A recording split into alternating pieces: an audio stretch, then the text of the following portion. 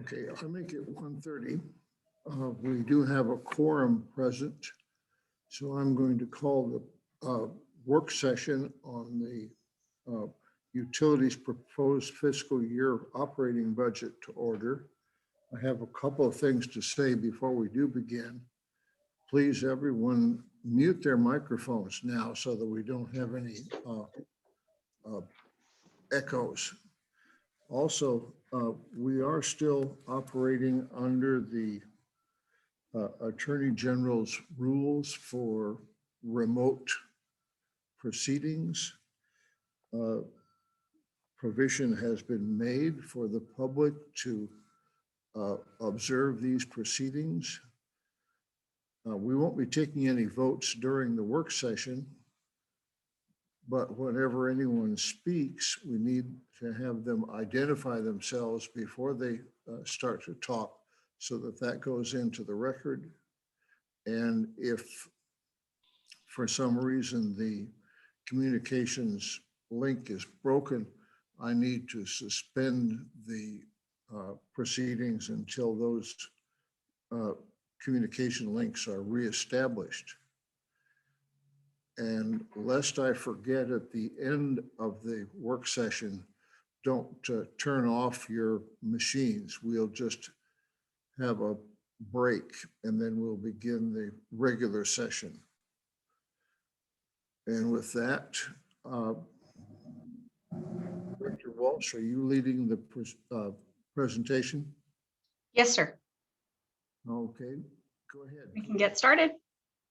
Delilah Walsh, Utilities Director for Las Cruces Utilities. Can we start with the first slide or next slide? Commissioners, Mr. Chair, this is simply a number of funds that are involved in the utilities budget. It's only for your reference on the fund numbers, but this is the operating account numbers we work with in the City of Las Cruces budget system. Next slide. So we have a series of proposed budget themes for fiscal year 22, which begins on July 1st, 2021. The first is to revamp our strategic business plan objectives. And as I've shared with the board in the past, as we are going to be having a work session to update our strategic business plan, and that will help us clean up some of the accounts and programs within our budget. Another theme is our performance contracting. We have started the measurement and verification phase for the water AMI project. This is the JCI performance contract. And this is the time that we will go through and ensure that everything that we've done and everything we've implemented under that JCI contract has recovered the savings that we anticipated and estimated for the project. In addition to that M&V, we are starting a new JCI investment grade audit under the wastewater contract. And that is for energy improvements at the Jacob Hands Wastewater Treatment facility, as well as our other facilities like the East Mesa and West Mesa. So that project has already started. We already see SCADA lines going into the ground at Jacob Hands, but we'll be starting that initial contract this fiscal year and then completing it in FY22. As always, we're continuing our long-term water well replacement program. We're also, for fiscal year 22, streamlining personnel functions across all utilities to improve efficiency and quality of service. This is something we started for FY21, which is this fiscal year, but we had been held back simply because we didn't have reclassification requests approved through the city management system, through HR and budget, but those are finally moving forward. And so we'd like to continue that theme into FY22. And what I mean by this, it's things like combining our water and gas locators, creating assistant supervisor positions, having utility specific positions and not line of business specific positions. So we're finally getting response on those PAQs, which are job description requests. A big project for us this year, which we have begun, but will be in full swing for FY22, is aligning the utility master plans for all our utilities with Elevate Las Cruces, which is the comprehensive plan for the city of Las Cruces. We anticipate, and you'll see that in our ICIP update, continued rehabilitation of our infrastructure systems across all utilities. Next slide. Additionally, we will continue to enhance our utility training and education opportunities. And what I mean by that is we're looking at expanding our internship programs as well as our cooperative programs. And I've shared with the board in the past that we are looking at having more relationships and educational relationships with our local university, as well as other universities like New Mexico Tech and Western New Mexico University, as we do have several Las Cruces students who attend those schools but can take advantage of cooperative programs in the summer. We've also allocated funds for New Mexico EDGE, which is education designed to generate excellence, and our New Mexico State University MPA program partnerships. So EDGE is a local government design and specific education program that we plan to expand to all our staff members. Once our staffing specialist starts, we'll also be focusing on trade and journeyman apprenticeships for those specialized positions, as well as development of our own in-house training curriculum. So an example of that is I am creating a customer service curriculum and a utility supervisor curriculum that is specific to what we want out of our supervisory staff at the utility. We are going to continue to reinvent our relationship and partnership with South Central Solid Waste when it comes to our recycling services. As you know, our intent for FY21 was to solidify that partnership and purchase the recycling containers for South Central, and then they would have paid us back through a finance agreement, and rebid the contract to find another hauler. But that fell through due to some of the capital financing policies of the city. In other words, we couldn't finance trash containers because they were considered a short life item. And so we need to redefine that partnership and what we're going to do. And we'll have a little bit more of a discussion on that end toward the end of the meeting under new business. Finally, we are looking at finalizing our natural gas rate review. So the proposed rate changes made by Stantec, which is our consultant, were not included with this budget. That whole process still has to go through UCAG, recommendations to our board, recommendations to council, and then in between all that, public input, as well as finalization of those gas rates. So that is not included with our budget, but we will finish that process in FY22. Next slide.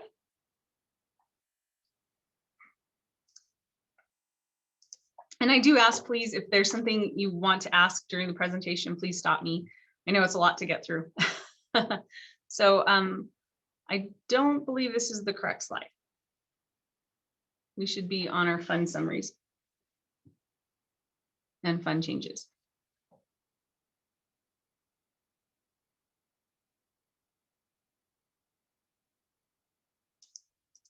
While we're looking for the right slide, Commissioner Carmichael, go ahead.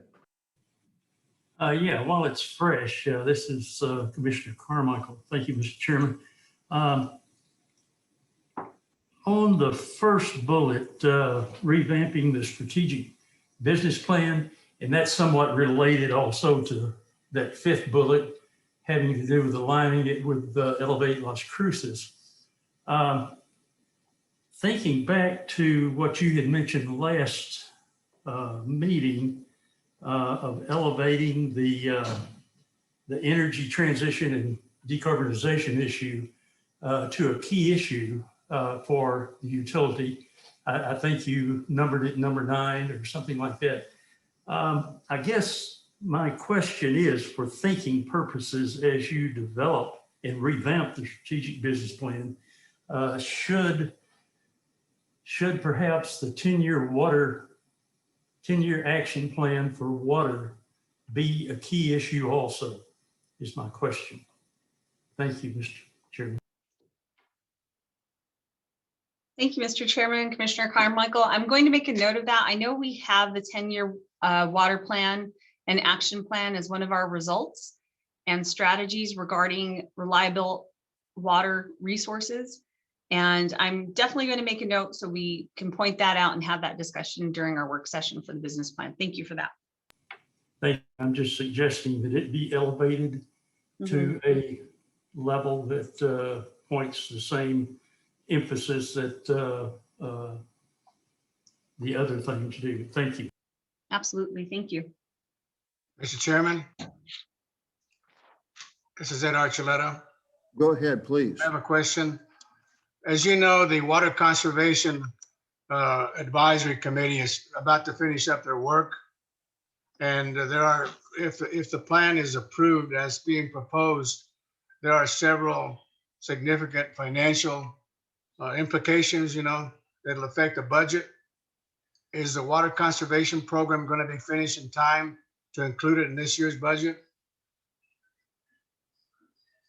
Mr. Chair, Commissioner Archuleta, this year's budget had the interim budget or proposed budget has been entered. But if we need to make adjustments, we would typically do that in the first period of the fiscal year, meaning we would come to the board with a series of adjustments to account for the water conservation plan. And once we have those actual strategies, we can do that in the first period adjustments.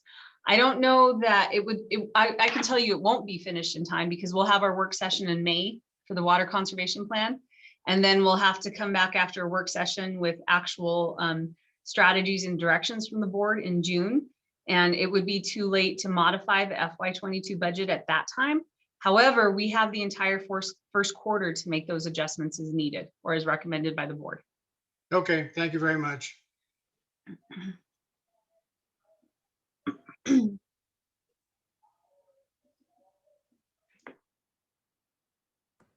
Okay, go ahead. We still don't seem to have the right slide. Yeah, I'm looking at let me get onto our SharePoint site.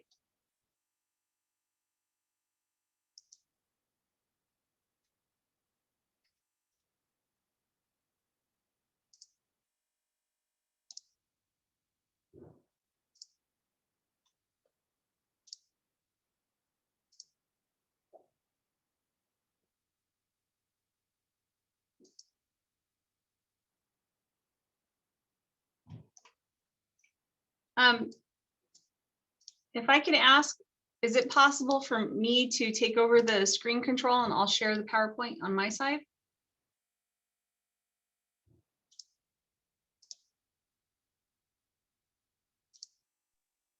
Alma, did you hear that? You're going to be promoted.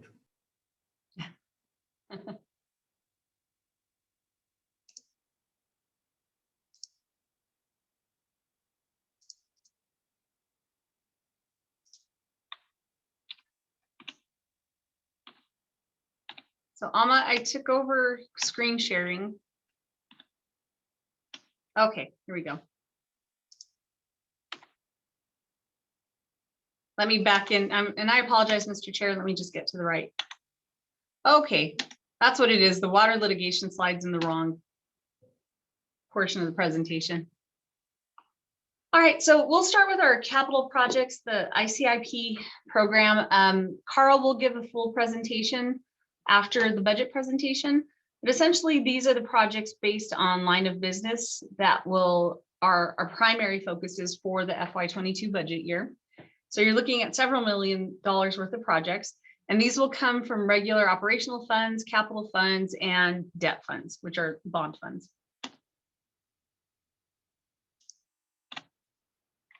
On equipment, on rolling stock, this is a summary of the requests we're making this year.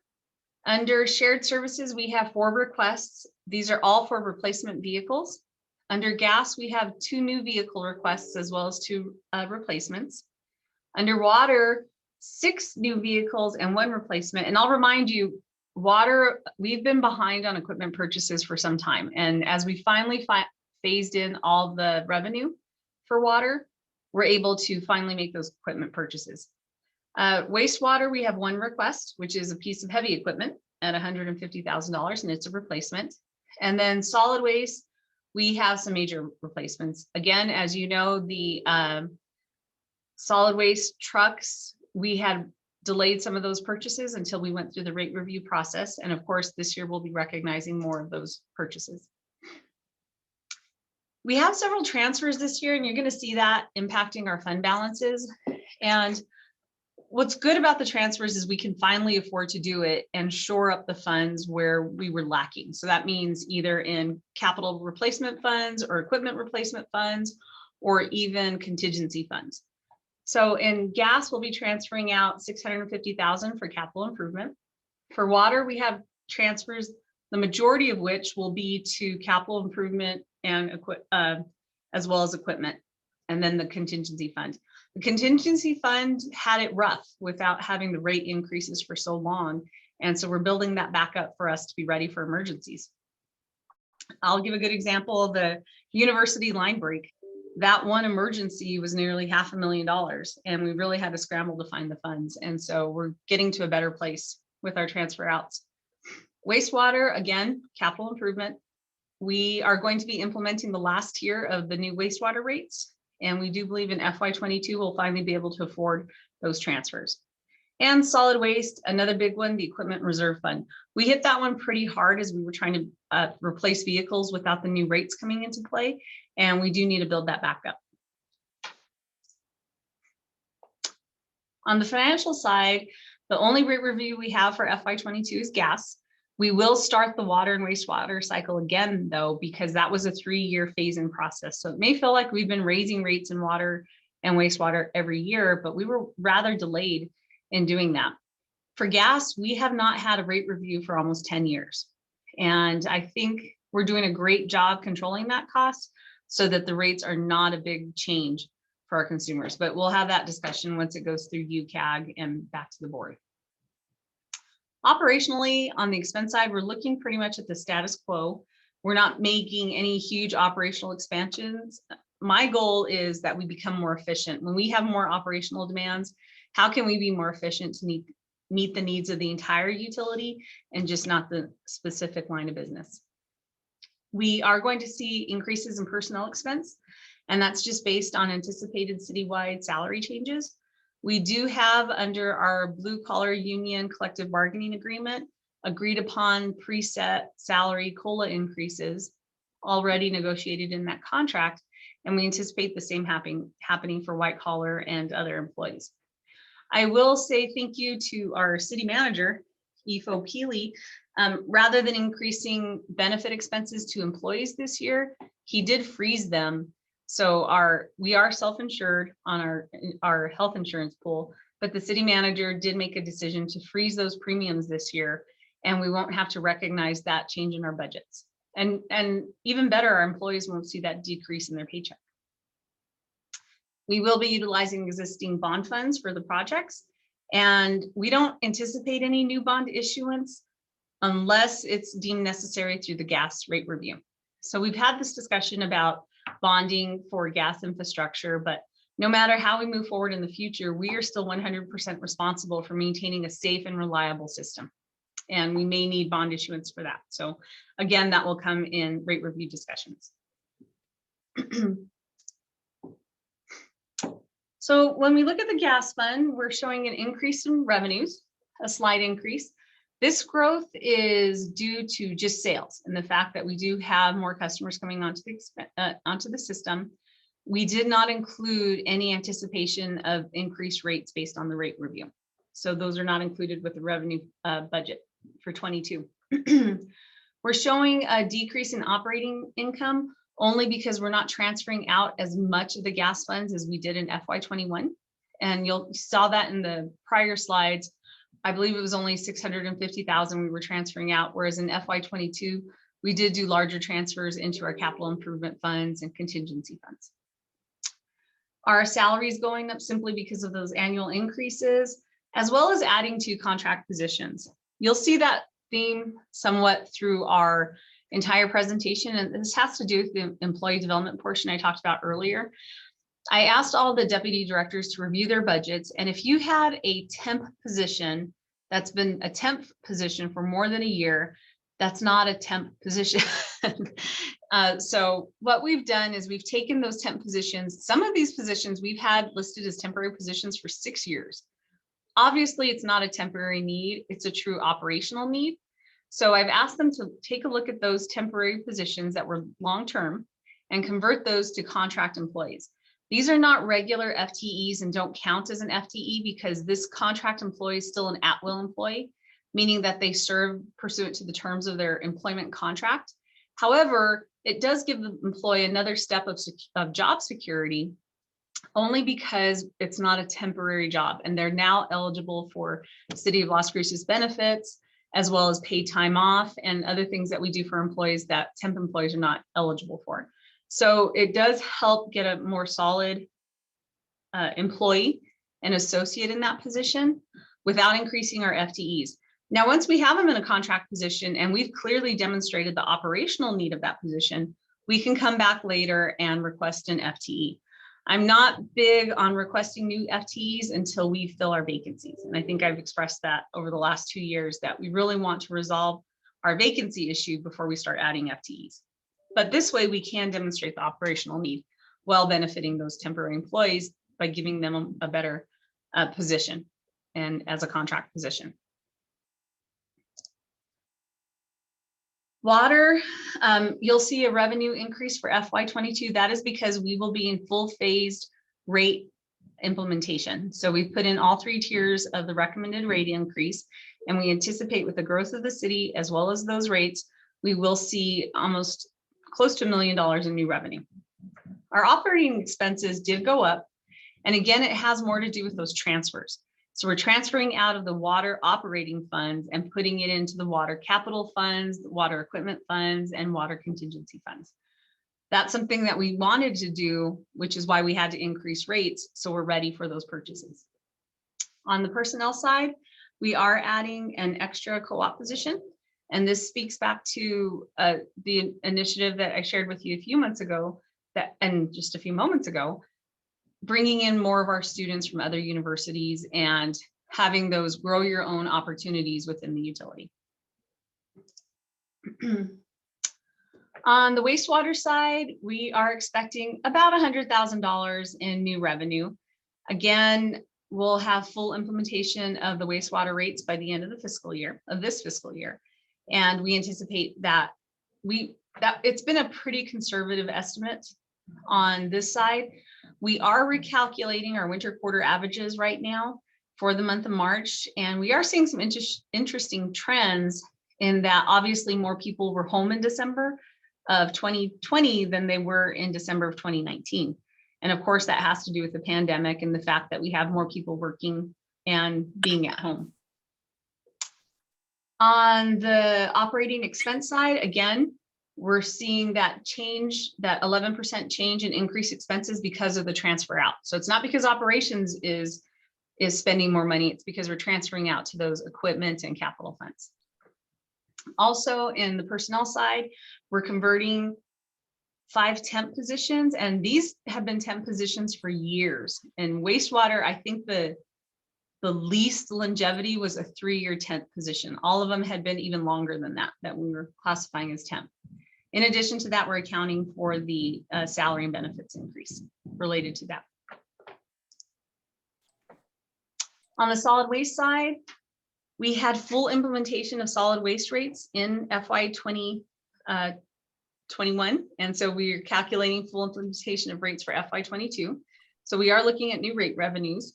I think it's interesting. Last year we had, I believe, community development issued 800 residential CO permits, certificates of occupancy. And so that means 800 new households and 800 new solid waste customers. They're anticipating that or more for this calendar year. So I'm sure we're going to see that grow even beyond the 17 million.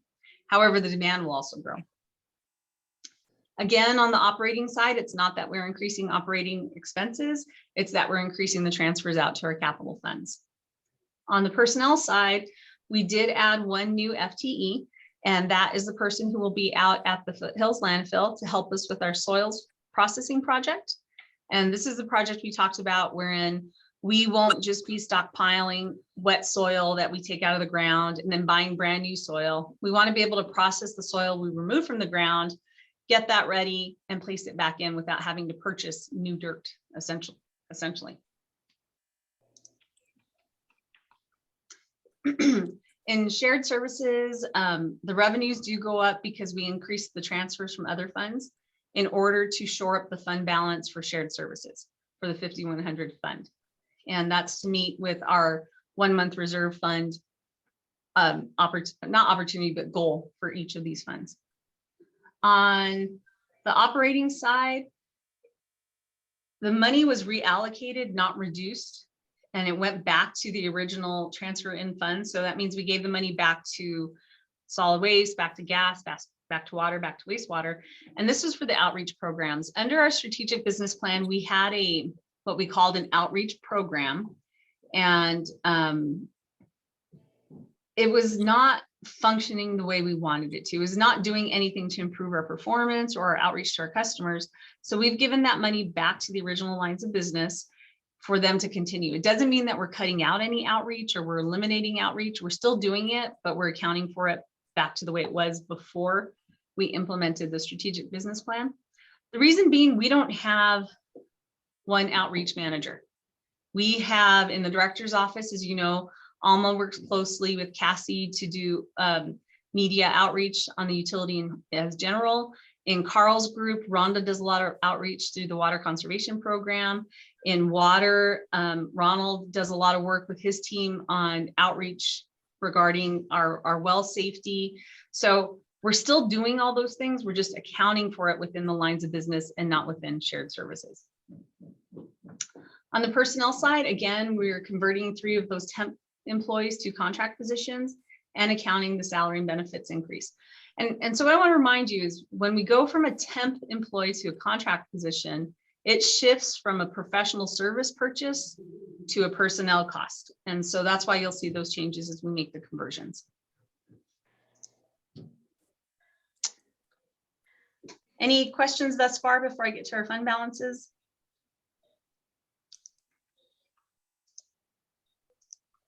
Okay.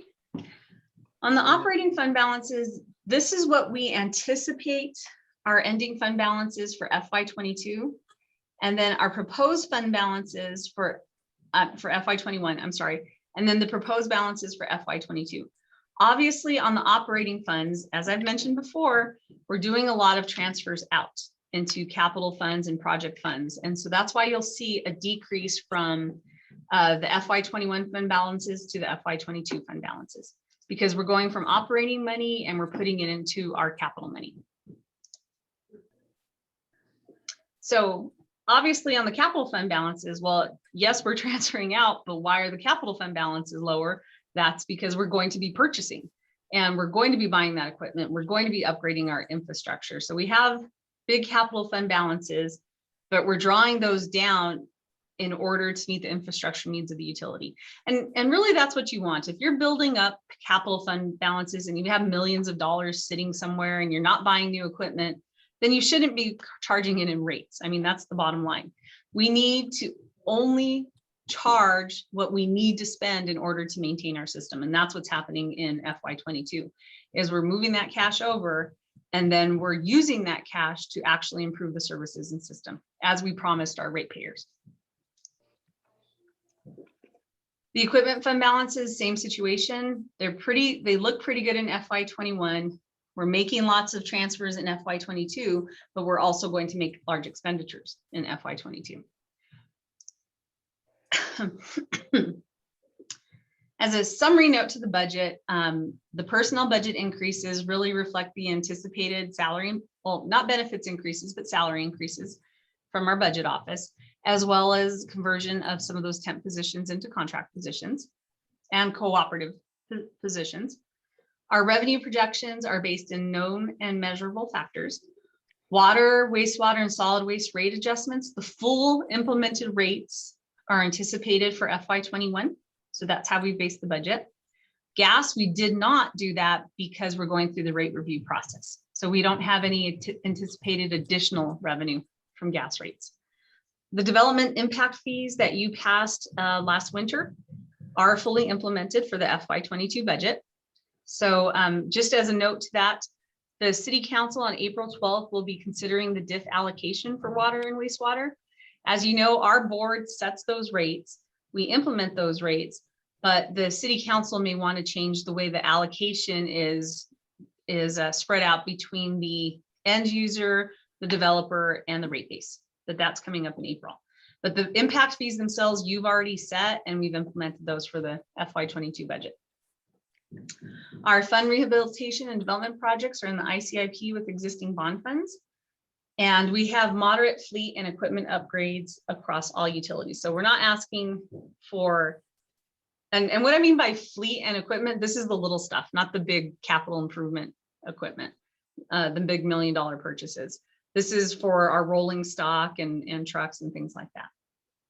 Before I turn it over, I'm gonna stop sharing my screen so Ahmed's group can take over again for the ICIP. I think we found our issue is just with one slide. And as they're setting that up, do you have any questions before we move into the capital projects?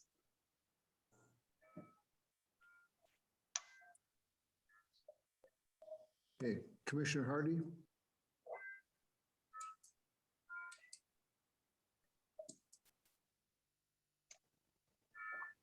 I was trying to unmute myself. This is Commissioner Hardy. Just had a quick question of Delilah Wash.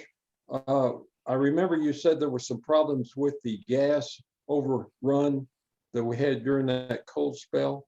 And one thought you'd had was maybe putting that in the rates for next year or two. Did you ever resolve that? Or are you still thinking about that or what? I didn't see that here in the budget. Yeah, actually it won't be part of this budget because it is a separate anomaly and instance, but we will be talking about that in new business. I've got some updates for you. Okay, thank you. Absolutely. So I will turn it over to Mr. Clark to discuss the ICIP if there are no other questions.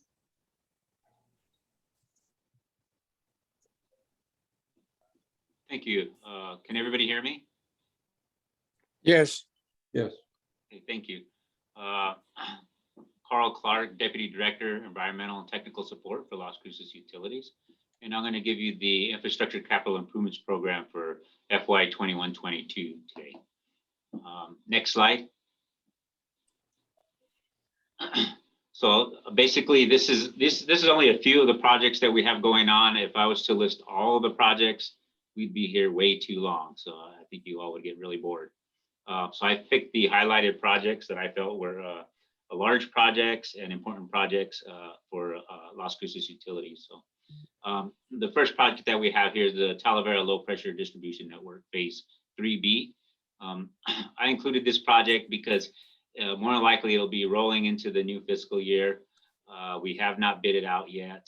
This will be the final phase of this gas extension project to Talavera area. With the this project, we have approximately $3 million budgeted in the gas development funds. We anticipate bidding this project over the next couple of months, and then it'll more than likely roll into the new fiscal year when construction gets started. Actual estimated cost for this project is around $2.6 million. We have some carryover monies in there under the gas development. Basically phase 3B consists of approximately 20 miles of 4-inch and 2-inch low pressure gas line and possible 220 plus connections that we'll be picking up out there. This project is mostly to the very far east in the highlighted yellow there, and in some of those areas to the south of Soda Canyon. So this is, like I said, is the final phase of this project, and we'll be past that one. Next slide. The next project is the Delray Boulevard high pressure gas line extension. The budgeted amount is $1.8 million in the gas development funds. Basically, this is an extension of a 4-inch steel high pressure gas line to the north on our service area. It's approximately 13,000 lineal feet of 4-inch steel high pressure gas line, along with 5,000 lineal feet of 4-inch low pressure line. Basically, you can see the area there, Sunland Avenue and Webb Road, Sandhill Road. All those areas there suffered low pressure during extreme low temperatures. That's the driving force to this project.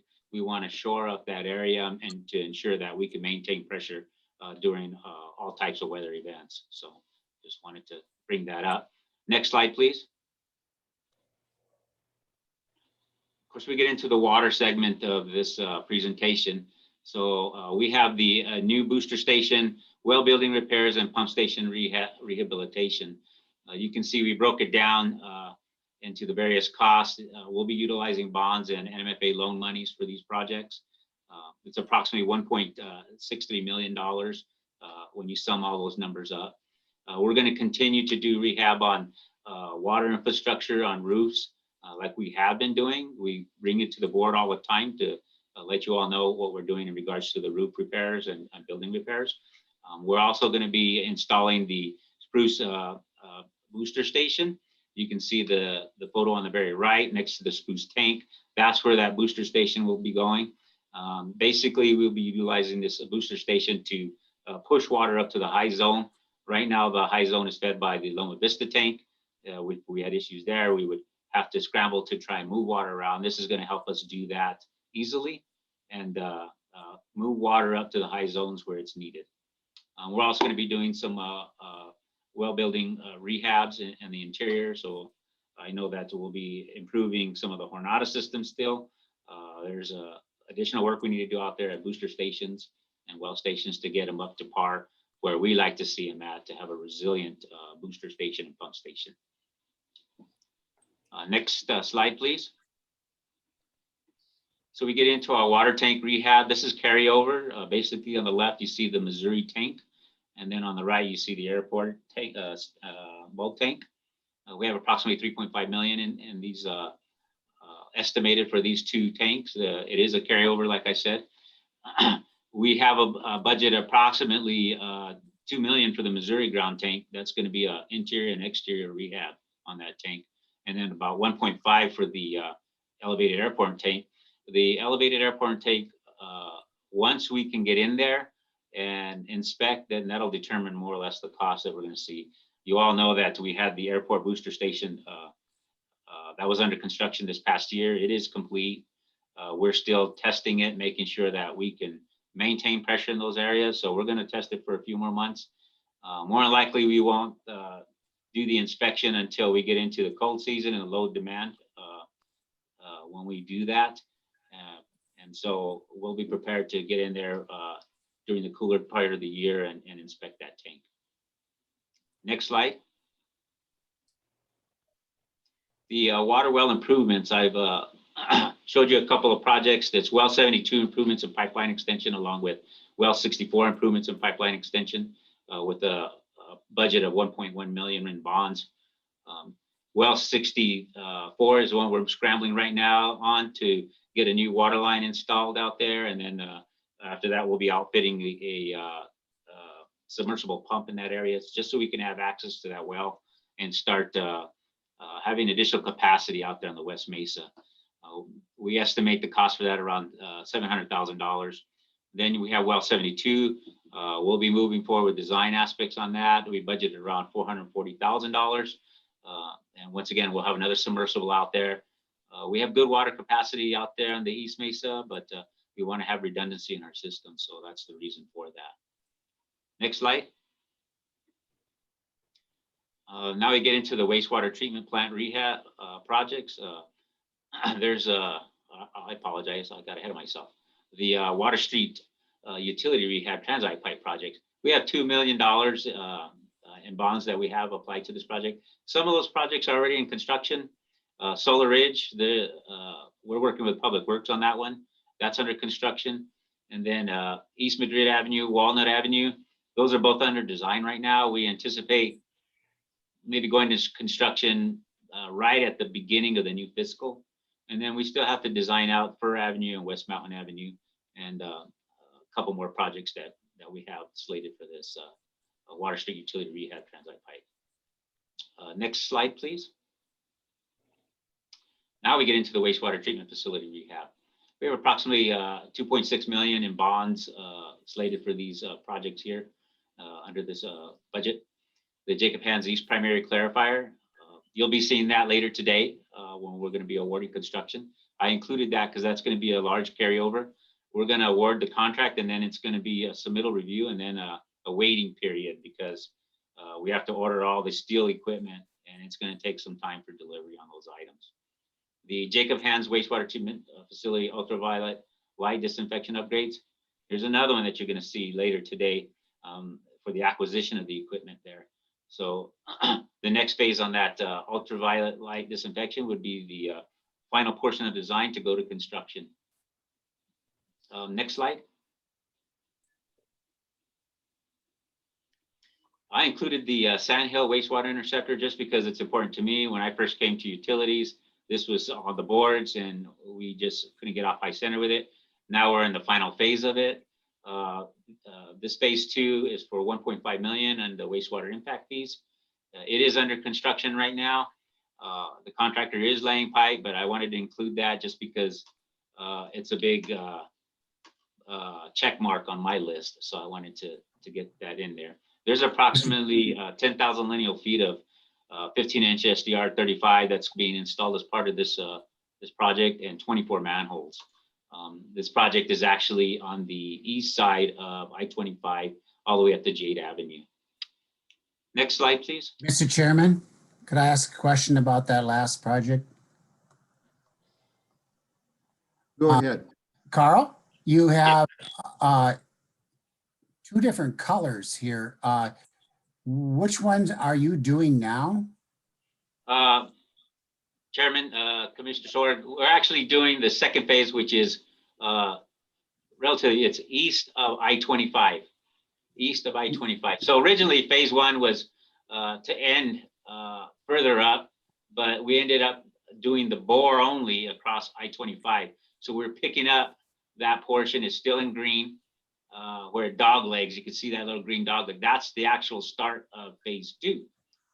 Is that little dog leg in green, and then heads all the way up to Jade Avenue.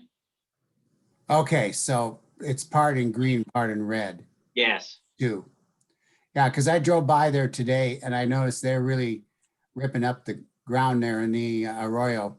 Just FYI, I've already had complaints.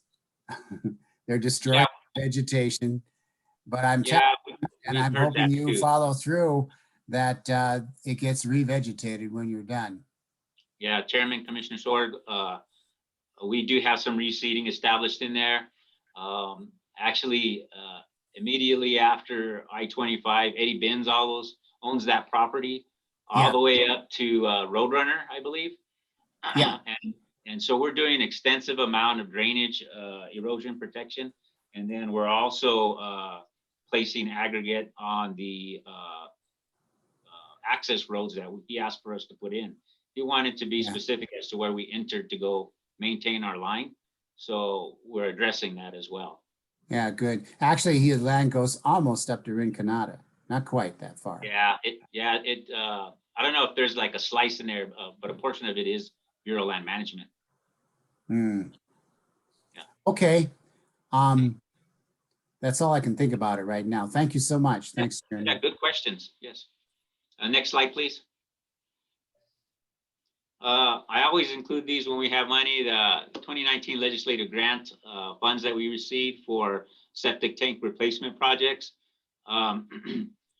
Basically, we have budgeted amount for Homestead Acres, Hacienda Acres, phase 2 of $373,000. This is all grant money. It's under construction. Public Works is running that project for us.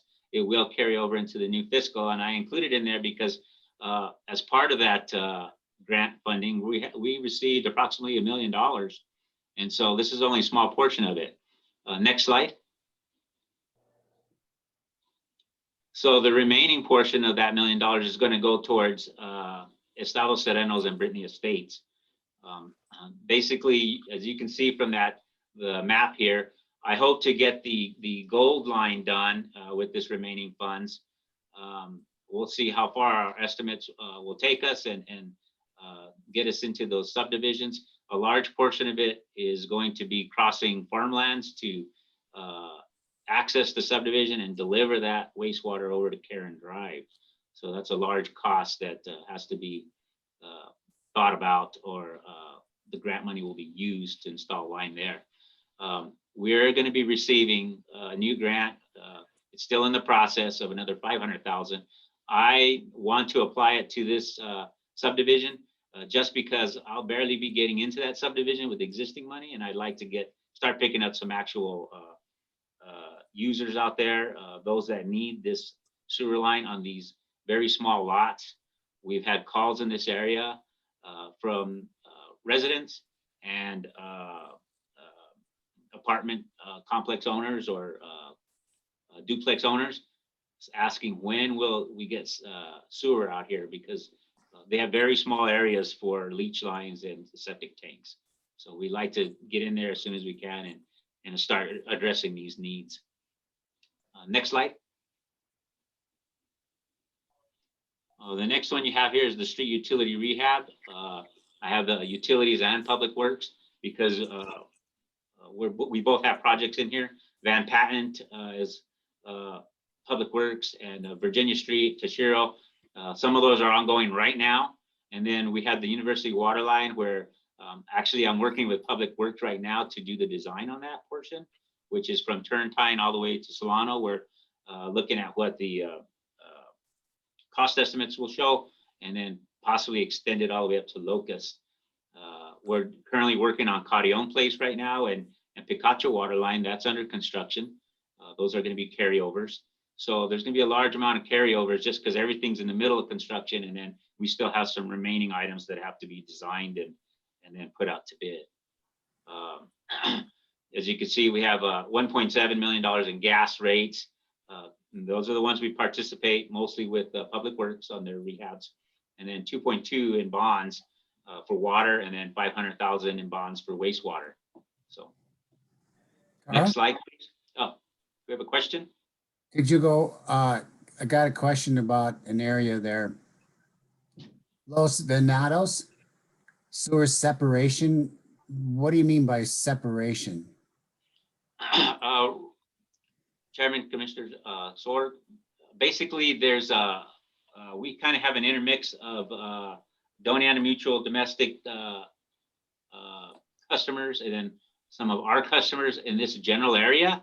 And so we're trying to split that out. So there's no ambiguities as to who's doing what. And I believe there's a section of pipe in there that we kind of use an average estimated flow from that area to apply for customers that are not taking our water. And they may be Doñana Mutual domestic customers. So it's kind of a accounting issue with customers and how we divvy up those customers in that specific area. So this project is to actually get a design in place, look at all the right of way to separate our pipeline and their pipeline. They have their customers and we have ours. And we get rid of all this accounting issue we have in regards to water customers that belong to us. They may be Doñana Mutual domestic wastewater customers and vice versa. It's kind of a weird, problematic area, and it just happened to come along because of development. And so Yes, there is new development there. yeah, so that's what we want to address. It's addressing the new development then too, at the same time. Well, it'll separate the lines, and then if there is further development, then it very much distinguishes, you know, the developer will get onto our wastewater or Doñana Mutual domestic water. Okay, then it looks like there's a yellow line right on Elks Drive. Are you gonna replace any sewer pipe in Elks Drive? Yeah, it'll take a bit of an extension through that area. I believe that's part of that area. I know that another area that is a concern, I don't have access to for a pointer, but that the one to the left as well, there's a lot of right of way we have to get there in order to install the new line. But yes, Elks will require a little bit of wastewater line in there. It's kind of a shame because there's brand new streets there, just a few years old. Oh, well, carry on. Yeah, we have a large right of way there, and I think there's still room available to carry a wastewater. So I think eventually it would continue on with having 2 lanes in each direction. Right now, you know, in certain segments, there's only one lane in each direction. Remember when we're talking to identify ourselves ahead of time, this is William Little. Check. That was Gil. Sorry. Next slide. This is Carl Clark, Deputy Director, Environmental Technical Support. The final slide I have here for projects is the fiber optic replacement from Roundtree to the Jorge Garcia Water Quality Lab and the Las Cruces Utilities building. Basically, there's $154,000 from rates allocated from each of the operations: gas, water, wastewater, and solid waste. And this project is to replace the existing fiber optic line. Actually, we'll be leaving it live. We'll be installing a new conduit and installing a 96 pair fiber optic line in there. Actually, it's 96 strand, 48 pair. The existing line right now has complications. There's some segments of the existing conduit that are compromised, that have crushed some of the fiber optic line and limited. I believe we're all down to the last of the fibers in there. And if we lose those, then we will lose communication with the city of Las Cruces. We'd have to fall back to the microwave system that we have. So we're moving forward with trying to get this installed, so that way we can continue to do business as usual and utilize the city side and quick communications with the city. Next slide. So basically, in summary, this CIP provides for the necessary level of funding for the completion of the Talavera gas system installation, the capacity improvements that I talked about that go on south of Westmoreland area, and then the rehabilitation of the water facilities and equipment infrastructure, also the water wells and water reservoirs. It also includes a budget for reinvestment in Jacob Hands Wastewater Treatment Facility, as we talked about the 2 projects that the board is going to be looking at later on today in the regular session. The reinvestment in the wastewater interceptors, which is the Sandhill sewer project, phase 2. The continuation of the septic tank replacement projects. We will be working to try and get the design complete on that Estados Serenos, Brittany Estates. Rehabilitation of the utility infrastructure in the city streets when we work with Public Works and do our own water line improvements and wastewater gas. And then the basically the replacement of the damaged fiber optic that I just mentioned to you as well. So there's a lot of carryover. There's a lot of use of the existing bonds and the NMFA loan that we received, but also rates that are applied in these areas as well. So I stand for any questions you all may have.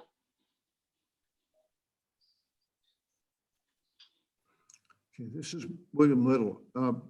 Back to the transite pipe, the amount that's being worked on under this budget, there's still a lot of transite in the ground yet to deal with in the future. Is that right?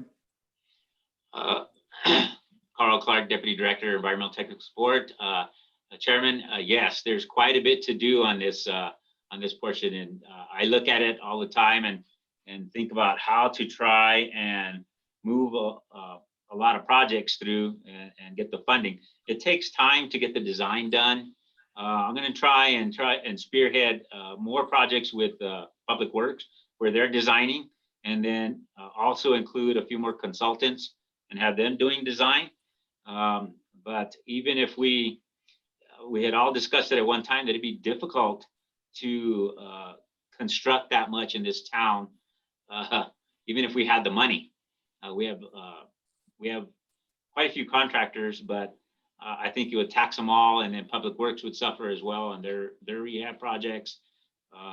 So we're trying to figure out a way to get these projects out the door and focusing on the high risk areas in order to replace this. But we have spent quite a bit of money. There is some money there on East Madrid and North Walnut. They're big, they're long stretches that are in need of replacement. So those are good. That's a good question, and how to skin this cat is going to be the fun part. I'm still working on that and how to spend all that money. Okay, thank you. Yes, sir. Any other questions?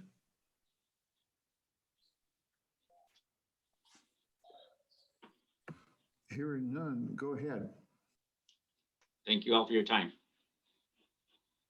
Mr. Chairman, Delilah Walsh, Utilities Director. First off, I want to go back to the the slide where we got stuck on the budget theme for the litigation issues, and that was my fault. I did want to share with you, and it just spaced on me, that on our budget theme, we do anticipate additional litigation costs related to the Texas, New Mexico, and Colorado lawsuit.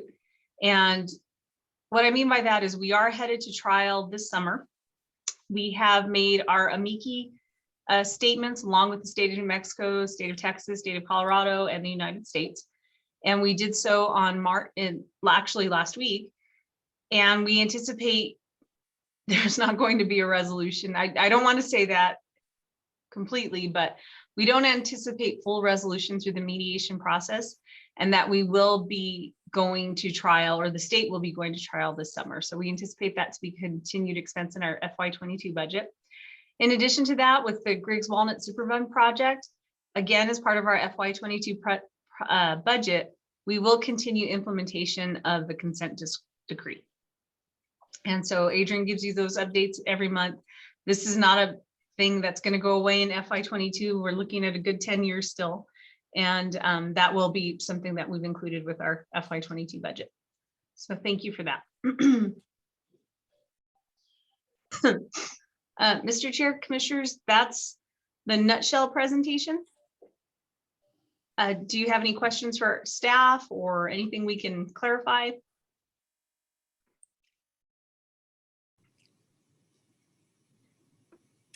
Okay, this is William Little. Our work session today is familiarization and questions and answers. Our recommendation for a budget to go forward to the City Council will happen next month. Mr. Chairman, yes, Delilah Walsh, Utilities Director, that is correct. So this is just the input portion of our work session. And then we will bring the final budget to you in April. And then, of course, the City Council has to approve the final budget at their subsequent work sessions and meetings. Okay, thank you. Any other comments or questions? Commissioner Carmichael, I have one quick one. I assume that this budget has no impact beyond what we saw last month on debt coverage. We reviewed that and looked at those numbers, and I guess the question is there any expected impact on the debt coverage that we had reviewed? Mr. Chairman, Commissioner Carmichael, Delilah Walsh, Utilities Director, that is correct. But Dominique, would you like to expand on that for us? Mr. Chairman, Commissioner Carmichael, this is Dominique Rodriguez, the Rate and Economic Analysis Manager. So the Diff coverage, we look at it monthly, and then we look at the end of the year once all the final entries are done. And so this budget won't have an impact on that as of right now. Once we get to that end of month and the audit is complete, we will run those numbers again for you. Thank you. You're welcome.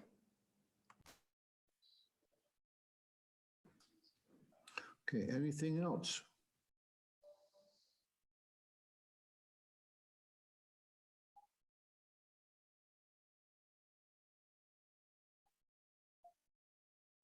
Okay, Director Walsh, does this conclude the work session? Yes, sir. Okay, this is William Little. I make it 2:25 or so. The regular session was advertised as beginning immediately after the work session. So we are way ahead of our usual schedule. But we can take now a 10-minute break and restart with the regular session. Again, don't turn off your televisions. Just go and get yourself a fresh cup of coffee, etc. And we will reconvene at 2:35. Thank you.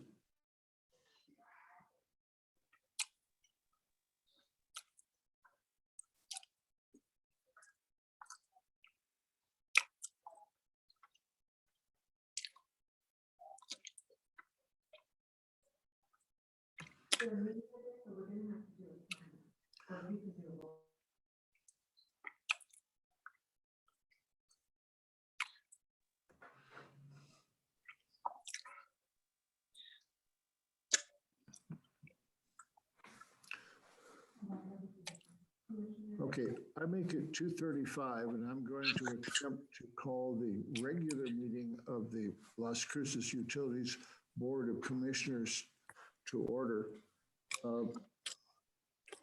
Let me call the roll and make sure that we have a quorum.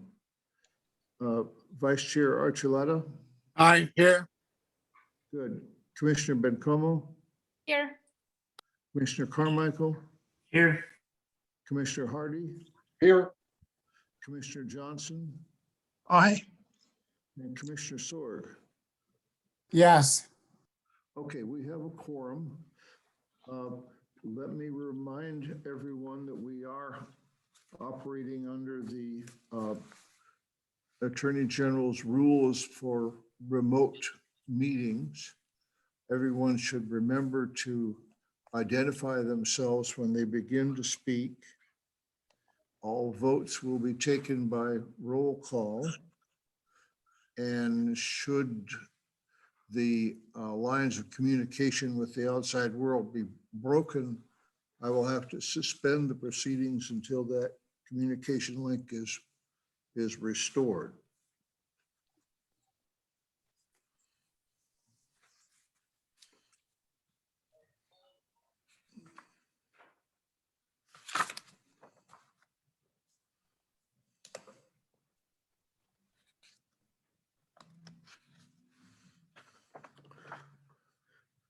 With that, the first order of business is to inquire of the board and staff if anyone has any conflict of interest with any item on today's agenda. Vice Chair Archuleta? No. Commissioner Bencomo? None. Commissioner Carmichael? None. Commissioner Hardy? None. Commissioner Johnson? None. Commissioner Sorg? None. And the chair, none. And staff? Commissioner Delilah Walsh, Utilities Director, no conflict. Thank you. Next item of business is acceptance of the agenda. May I have a motion to accept the agenda?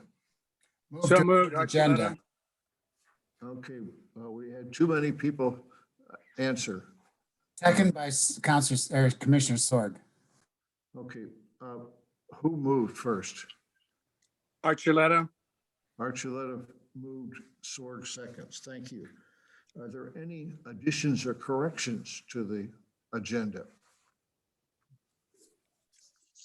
Hearing none, ready for a vote.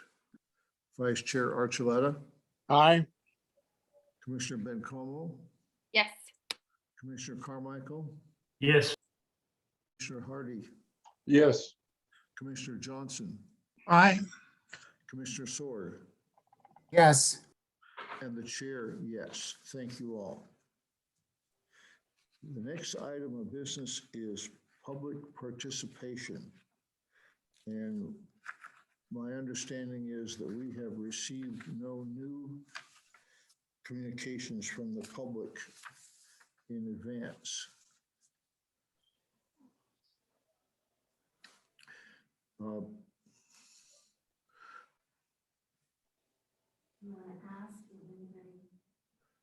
Okay.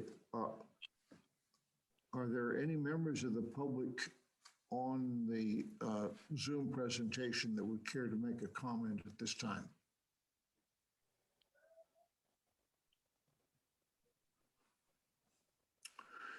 Hearing none, The next item of business is the administrative report.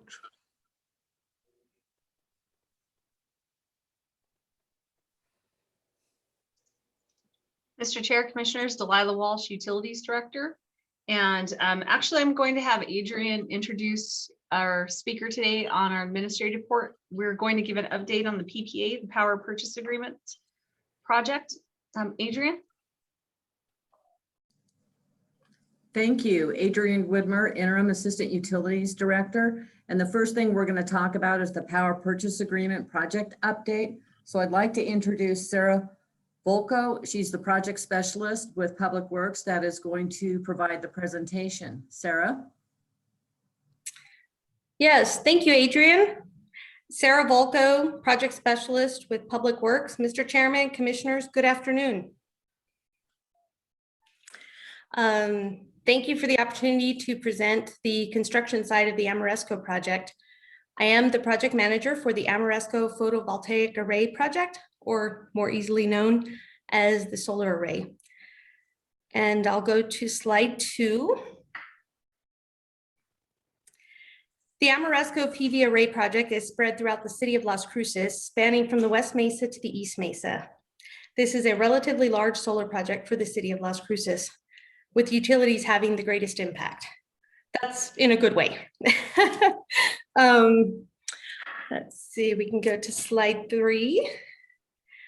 As outlined in multiple resolutions, the city is committed to transitioning to 100% renewable electricity for all of city government operations by the year of 2050. Having said that, I'd like to clarify all of the Amaresco arrays for the project are interconnected with El Paso Electric.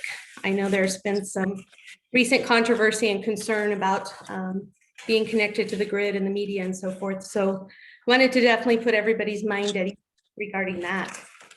And we will go to the 4th slide. While obtaining renewable energy goals is certainly rewarding, I think that it's equally appreciated that these structures are aesthetically pleasing and are not obstructing the beautiful view of our mountains of opportunity. Thank you so much. And if we can go to the last slide, I'd like to open it up for any construction related questions, please.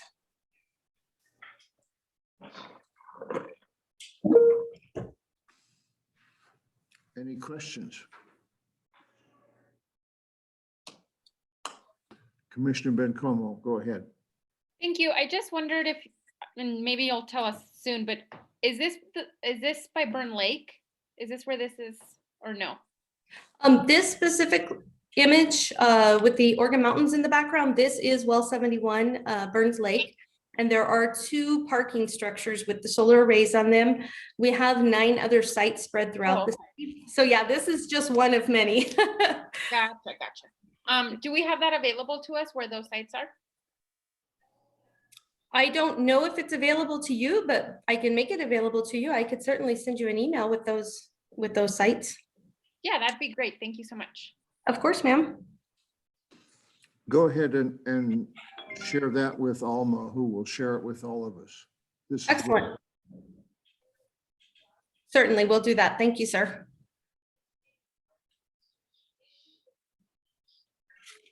Any other questions?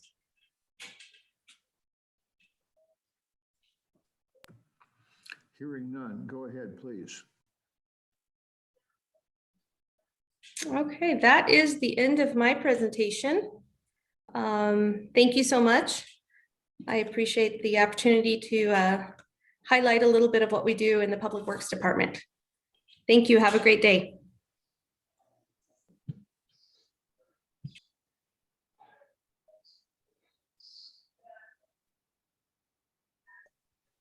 Thank you very much, Sarah. Delilah Walsh, Utilities Director. Commissioners will go next to our regular admin report, starting with billing and receivables through Joe Provencio. Good afternoon, Chairman Commissioners. Joseph Provencio, Business Services Deputy Director. Provide you an update on ongoing activities in the billing and receivables area. This month concludes a long effort of that occurs every year of annual reevaluation of all customer billing volumes and the calculation of the winter quarter average for our residential and small commercial customers. The the annual reevaluation involves looking at all commercial customers' volumes and reclassifying whether they change their consumption or reduce their consumption or increase their consumption for whatever reason into the appropriate class of service, be it either small commercial, large commercial, or industrial service. And this is done every year, and it sets the rate classification for billing for the next 12 months. Also in this update is the update of the winter quarter average, which is the proxy for billing residential and small commercial sewer volumes. And winter quarter average is based on 9% of the potable water average for the months of December, January, and February. Again, this sets the sewer billing for the next 12 months. Excuse me, if we could advance to the next slide. Also, as we present every month, is the progress and the status of utility assistance programs. And this should be for the month of February. The slides present the information fairly straightforward in terms of the programs that we administered and tracked for the last month. If we can advance to the next slide. On this slide, we have the one program that we track very closely, and that's the assistance to our customers that commenced early in the COVID in the pandemic, and the continued emergency assistance funding of $150,000 as of February. We present the information in terms of how many residential and commercial customers were assisted. At the end of February, fund balance sits a little at about way over $65,000, and we have a close watch on the fund balance. We have an open line of communication with the budget office as we go down into the approaching spring and summer months to make sure that we have sufficient funding. So we'll keep you apprised of both the monthly balance, ending balances for this assistance fund, and any refunding or refreshing of the fund levels that may be needed. If we can advance to the next slide, present the information here in a graphical format, and which includes this portion of the administrative report for billing and receivables. I'll stand by for any questions you may have. Any questions?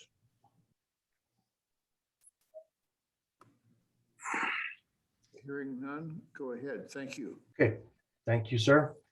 Moving on to the budget summary and comparison for the second quarter. Before I begin, we responded to some requests from the board members to provide some more information in terms of the status of overall condition or position of each of our individual funds, which would include beginning and ending balances, so that the information is presented more in a more expansive format rather than just concentrating on the status of the budget month to month, quarter to quarter. So, and in your packet for this meeting, you'll have that additional information towards the end that provides a reconciliation that informs or presents the information with both beginning and ending balances and the condition of those and the level of those balances. If we look at the overall performance of the entire utility, it's fairly consistent with year-to-year growth and reflections of the system's growth expansion in terms of new customers and new services that are been connected. The detail I will discuss as we move into to the next slide, and I will provide the brief summary or a summary of some of the pertinent points in for the gas utility operation. On a budget basis, the quarter ending, the second quarter summaries catches the gas utilities operation in about the middle part of their season. And the percent projections with actuals to actual performance to revenues and expenses is indicative of where we are in terms of budget performance. The main drivers here again is it reflects from past quarter to current quarter comparisons of the slow rise in the cost of the commodity. And of course, this is just the entries that were recorded at the end of the second quarter.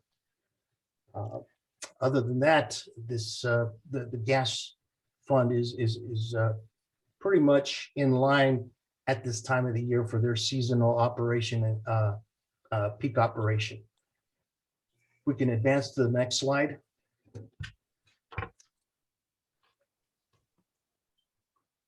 Water on the budget performance comparisons. The projections for revenue are ahead of what we initially projected. Again, there was the last phase in of the water rate increase path was completed in December of 2020. On the expense side, everything is pretty much in line with projections for budget performance. On the revenue side, it's indicative of increasing sales as well as the increase in rate charges. And we will see how this plays out as we move on to the next quarter and water utilities start their ramp up for their peak season. But in short, they're on the revenue side, they're doing rather well. If we could advance to the next slide, please.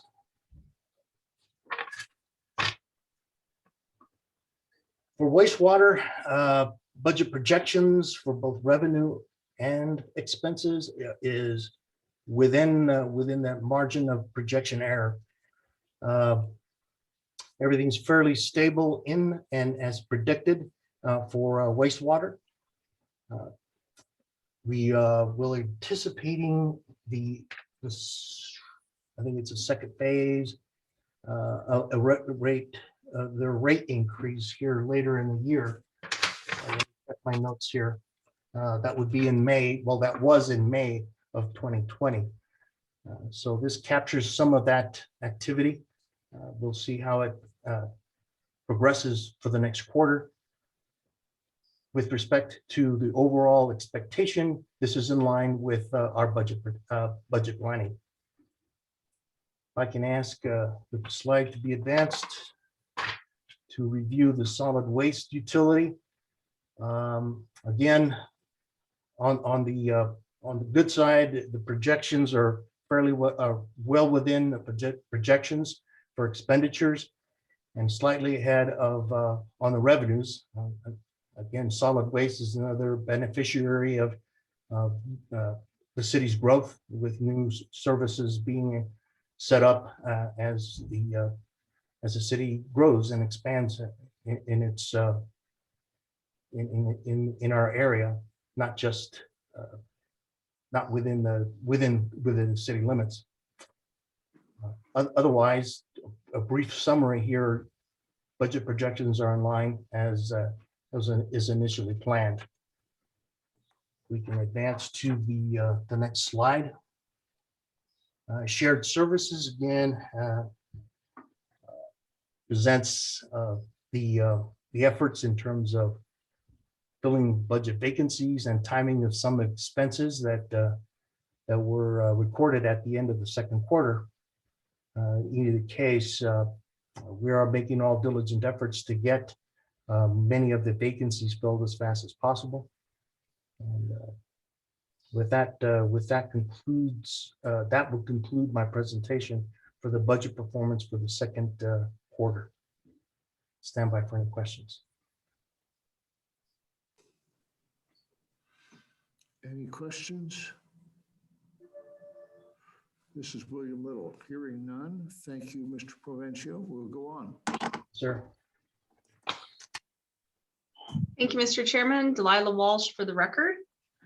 We'll start with our utilities HR activity report. Our vacancies at the end of February were down to 48, which was a good number for us. When you look at our vacancies of line of business, we've remained fairly steady when it comes to the vacancy count.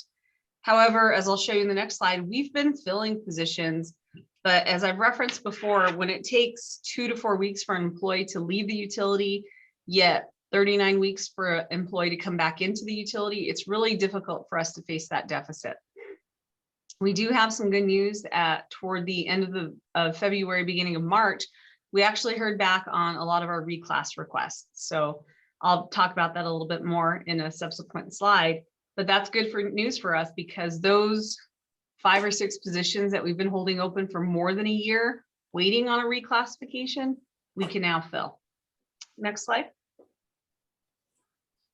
Our weeks in hiring process, the average hiring process weeks is 39 weeks. I don't think, actually in the strategic business plan, our goal was to fill vacancy within 6 weeks.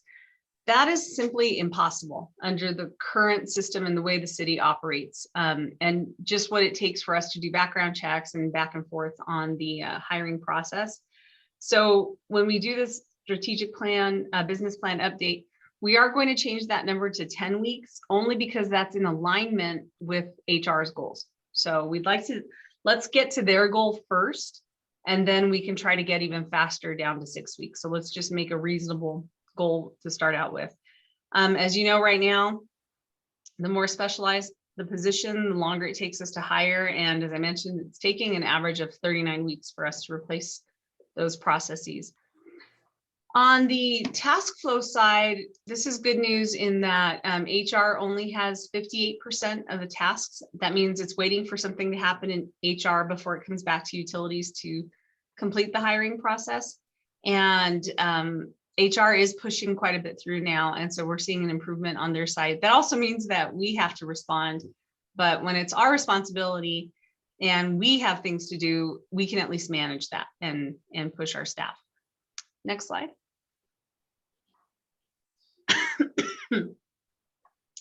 To the point of filling positions, since October of 2019, we have filled 74 positions, which averages out to about 1 per week. As I mentioned, we were waiting for 8 reclassification requests. I believe we received 5 or 6 of them at the beginning of March. And thank you to Adrian Widmer, who's been pushing and managing that process. She went back and found memos that we had submitted in 2019 and early 2020 in order to get those followed up on. We are still waiting new job descriptions via the PAQs. Those are position analysis questionnaires. We have 2 positions waiting release of candidates. That means whoever has applied and they meet our conditions, our minimum conditions of hire, need to be released to the hiring managers. We were waiting on 8 positions to be posted to NeoGov, but more good news, I did see a few of those positions go through the system. So I think we're down to about 5 on that one. 2 positions are awaiting authorization to interview the selected candidates, and 4 were awaiting PA approval. And that means that utilities done everything we need to do to fill those positions, and we just need somebody above us to approve those personnel action forms. As of the date of the report, we were reviewing the new senior locator and assistant supervisor PAQs, but Adrian earlier this week had sent our revisions off to HR. The senior locator and assistant supervisor PAQs, we wrote those such that they are cross-functional positions that can be used throughout the utility. And what I mean by that is rather than a gas locator and a water locator, which are separate positions, we're combining into one senior locator position. So this gives an opportunity for our current locators to promote into a multifunctional position and helps open the door for us to combine those locator jobs under one program. The same with assistant supervisor PAQs. We want that to be an option for all our programs that have supervisors. Again, it opens our door to have more promotional opportunities, as well as cross-functional positions throughout the utility. Next slide. Looking forward, I'm very excited to let you know our staffing specialist has been selected, and we're expecting her to start hopefully next week or in 2 weeks, depending on those PA processes going through. She is an internal candidate who is a city employee, and so she'll actually be transitioning from her department to utilities. And she will be spending probably the first 1 to 2 weeks with the HR department, because again, the first priority of the staffing specialist is to help us fill those vacancies. And so we need her to go in and identify why things are being held up in HR and what we can do on our side to expedite that process. We're still focusing on our staffing while complying with COVID-19 policies and regulations. We continue to have employees who are exposed to COVID positive individuals, and we do have employees who are testing positive for COVID. So we're following our regular OSHA procedures and CDC guidelines, but it continues to affect us. I know it's 18% of the country that have been vaccinated. I'm not sure what the data is in Las Cruces or the state of New Mexico. I think we're at 10%, but hopefully as we see more vaccinated individuals, we'll start to see that decline. The intern and journeyman program, we are projecting expanding that program in the middle of 2021 and have that ready by the end of the year. And we have 2 intern applications open today. So those will be open, and applicants can start turning in their application documents as well as their letters and essays, and we'll evaluate those for fall placement. The ACE courses will be resuming with LCPS in the fall of 2021. And so in this spring and summer, we'll be making plans on where we can have opportunities for those high school students within the utility. Next slide, please. Oh, sorry, can you back up? I apologize. With that, that's the end of our HR report, and I stand for any questions. Yeah, Commissioner Johnson, I'm not sure they're questions or more remarks. Go ahead. But looking at your original slide where it showed an average of 39 weeks and a target to get to 6 weeks, and I think you made the right step to already start to change that to 10 weeks instead of 6. But you're moving from needing about a 550% increase to only slightly less than 400%. And in project management world, that sort of thing says that somewhere in your plan, there's a step that says, then a miracle happens. Well, I think maybe a miracle did happen when you got the staffing specialist. And what I'd like to suggest is that as she gets into the job over the next couple of months, look at what she can affect and come up with what we in the project world we used to call making a challenging but achievable goal, and set that goal. Then when you reach that goal, and I think you will, then the next step, looking at that huge mass of intertwining steps that you sent us in the filling a position, it's obvious that utilities can't do all of that. It's going to take an overall effort within the city, or simply that's the way the city has to operate, and we're going to have to live with a 22-week process regardless, or whatever it would end up there. But I think if you leave the target, even moving it to 10 weeks for somebody coming in new, she's going to see her performance lagging way behind that goal. Whereas if you make a realistic target on what she can achieve, she'll make it or even exceed it. And I think that's really what needs to be done going forward. But as I said, this isn't a question, this is just some my ideas, suggestions. Mr. Chairman, Commissioner Johnson, I think that's an excellent suggestion. And I like the idea that we're not setting her up for failure either. We're setting her up for success. Yes.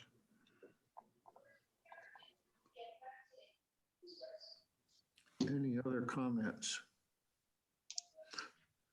This is William Little. Let me echo what Commissioner Johnson had to say.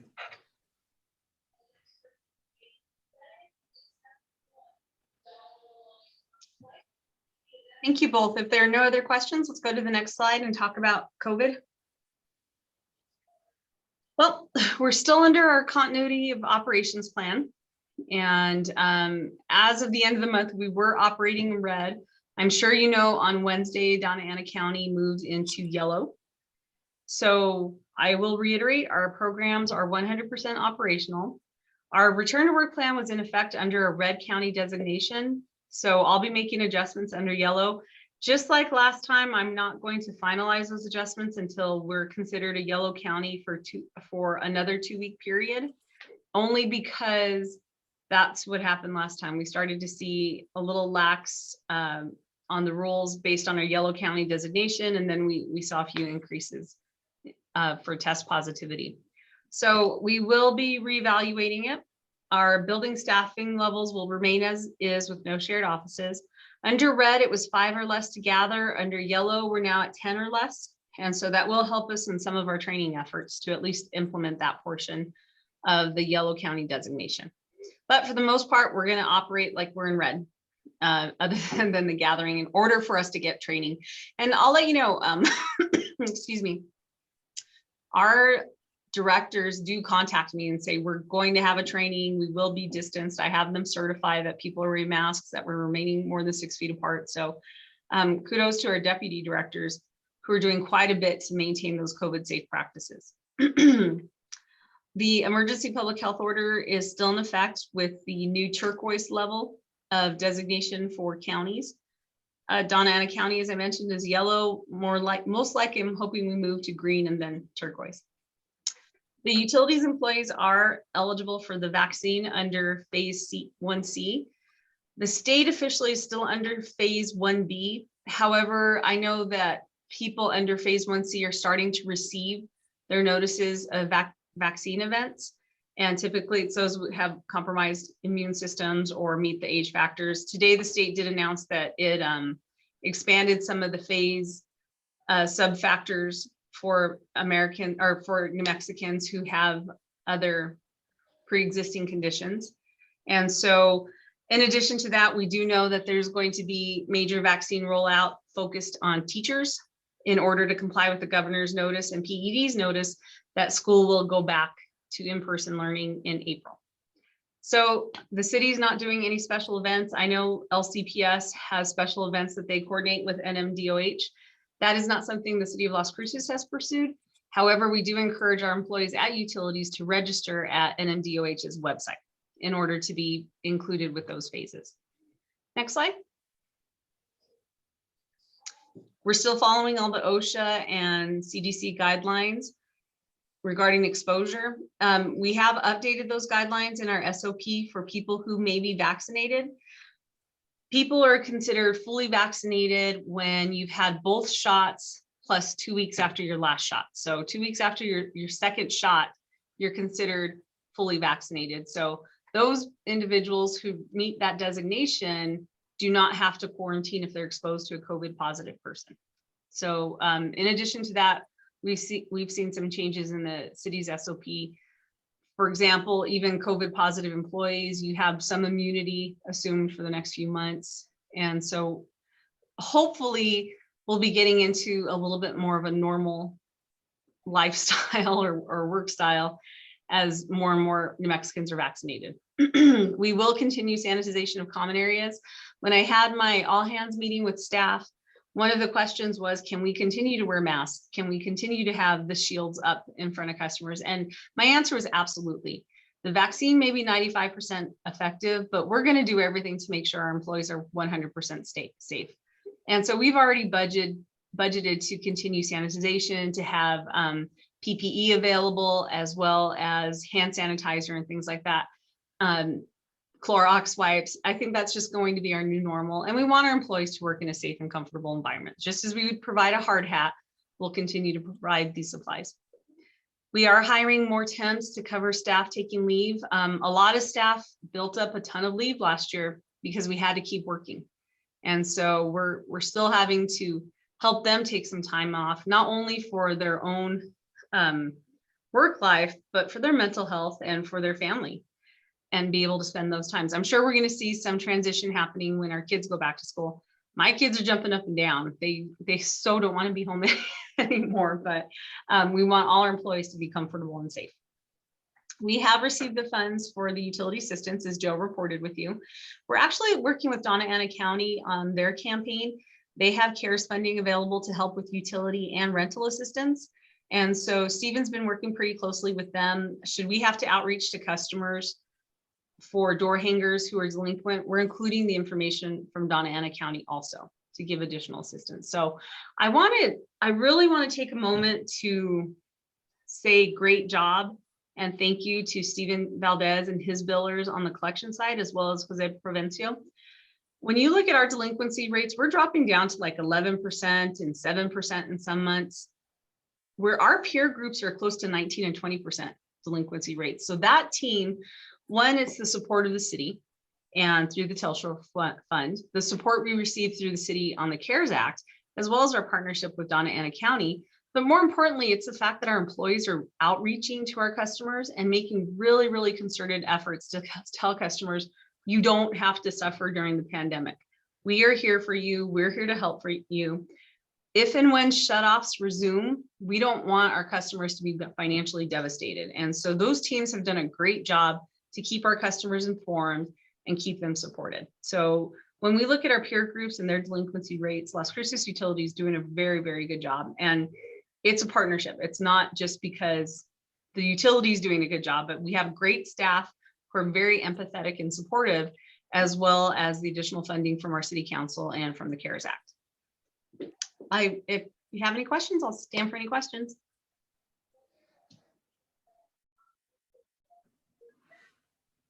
Hearing none, this is William Little. Let me add that it was the consensus of the board that we will continue remote meetings and revisit that issue when the county and the city turn green. Thank you. And we can go on. Okay. Adrian?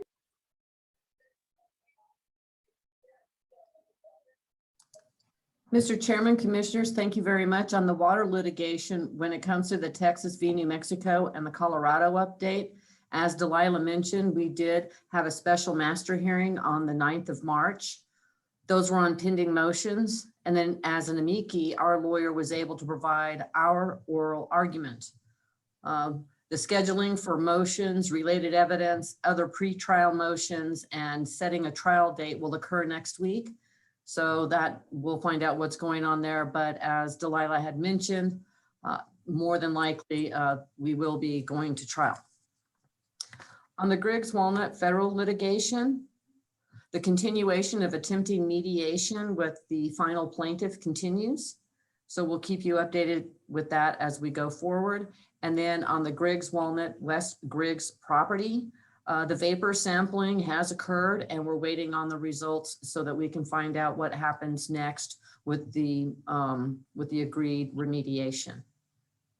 I'll stand for any questions.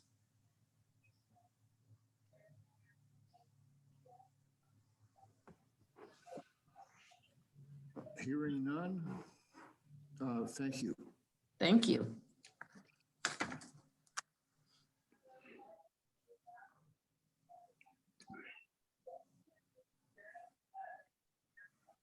Mr. Chairman, Commissioners, Adrian Widmer, Interim Assistant Utility Director. We just as well get into the 10-year Water Development Action Plan. At the last meeting, you all kind of wanted to know what the status was and how all of this was coming about. On February 14th, back in 2019, we did have the work session where you all were given a 10-year time frame and a 20-year time frame with potential action items, and you all had requested to pursue the 10-year time frame. And that's when we got with Shoemaker and Associates so that they could go ahead and put together the proposal for the 10-year Water Development Action Plan. Through that, you all awarded a contract in June of 2019. May I have the next slide, please? Thank you. So based on that, the project scope included the drawdown warning indicator, the water supply availability in the Corralitos and Nantucket, and then again, the water supply availability in the Members Basin. The drawdown warning indicator, that one has been completed and you all have that, and we've already implemented that. So we're looking forward to this next water level drawdown report, which will have discussions in there that have to do with the water level monitoring program. Drafts have been provided for the water supply availability in the Corralitos, Nantucket, and the Members for you all to review.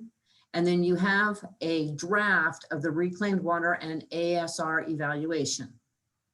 We did present a draft to you in November. That one was still outstanding, having at least one meeting with the state engineer and NMED. They did have that meeting, and through that, we were looking at the third draft, and we just had an additional meeting with them just this week. That second meeting, through that, we do feel that was productive, and we have a better feel for that, and it looks like that may be something that is definitely viable for us to take further look at. So they are finalizing that draft report, and hopefully within the next 2 weeks, we will be able to provide that to you so that you can take a look at it. Next slide, please. So now, based on the scope of work and what was awarded, the contract does allow for any 2 additional short white paper supply development alternatives if you all wish. We did provide you potential topics just to consider. You don't have to choose those or even choose any of them. But we do plan on giving you an additional presentation for the reclaimed water and the ASR evaluation so that you can take a look at that. And then as a policy board, you will be able to come up and let us know out of the outstanding items, which are the 2 water supply availability and then the ASR, if you would like us to pursue any of the 3 further, or if you'd like to even take a look further at the 20-year action plan. With that, I'll stand for any questions.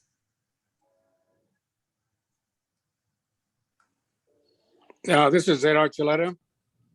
Go I ahead, have a please. comment, Mr. Chairman. Yeah, go Mr. ahead, Chairman. please. Okay.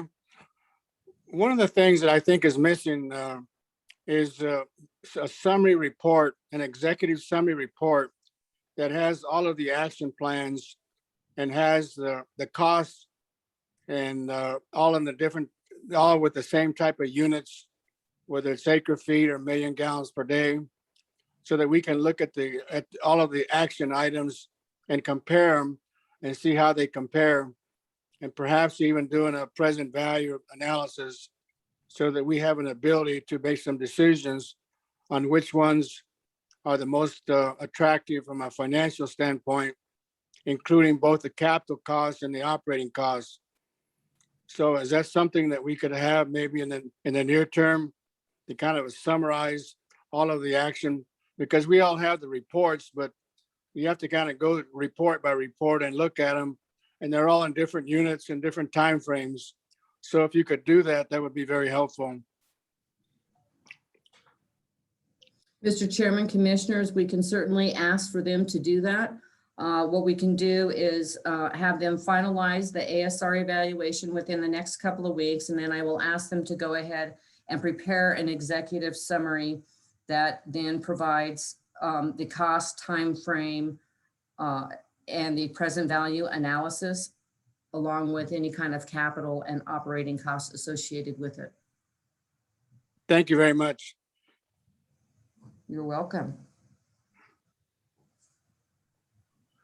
Thank you. This is William Little. Earlier, we heard that the conservation plan proceeding on a separate track would be available for discussion early summer. Mr. Chairman, Commissioners, yes, that is my understanding that as soon as that's done, probably around May, I believe that they wanted to have a work session with you related to water conservation. Okay, thank you. Yes, sir.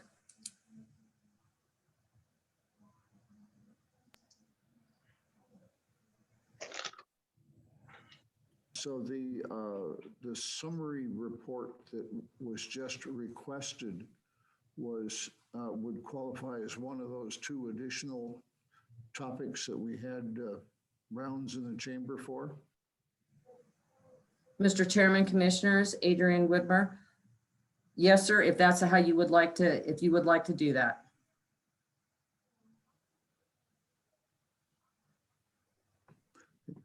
I think that fits with the understanding of expectations of the board. Any comments on that?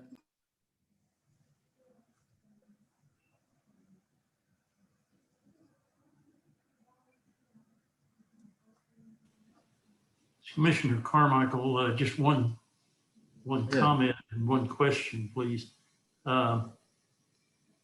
Probably as part of the status of all the topics and things that have been discussed, we probably should include the board comments that occurred over a couple of months period through email that Alma wound up summarizing.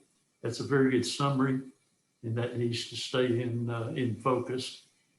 And I guess the question then, and I guess that's what we're trying to get to at this point, perhaps, is when do we feel like that we might be able to have a work session to begin to tie off the action items related to the 10-year plan?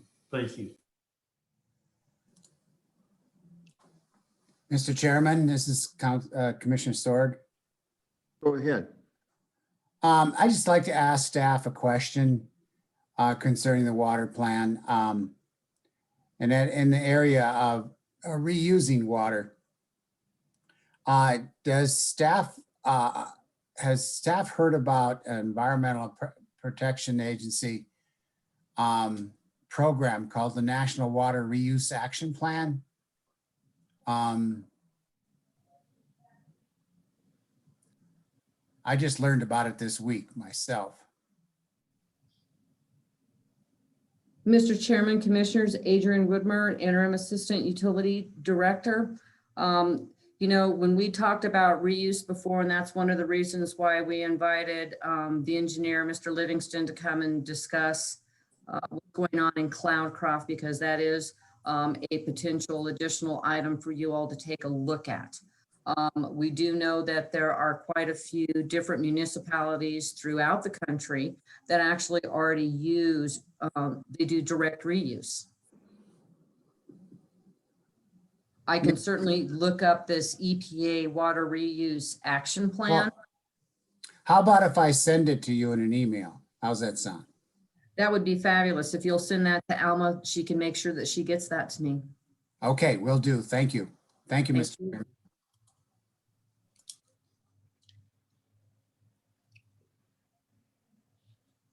Anything else? Thank you all. Thank you.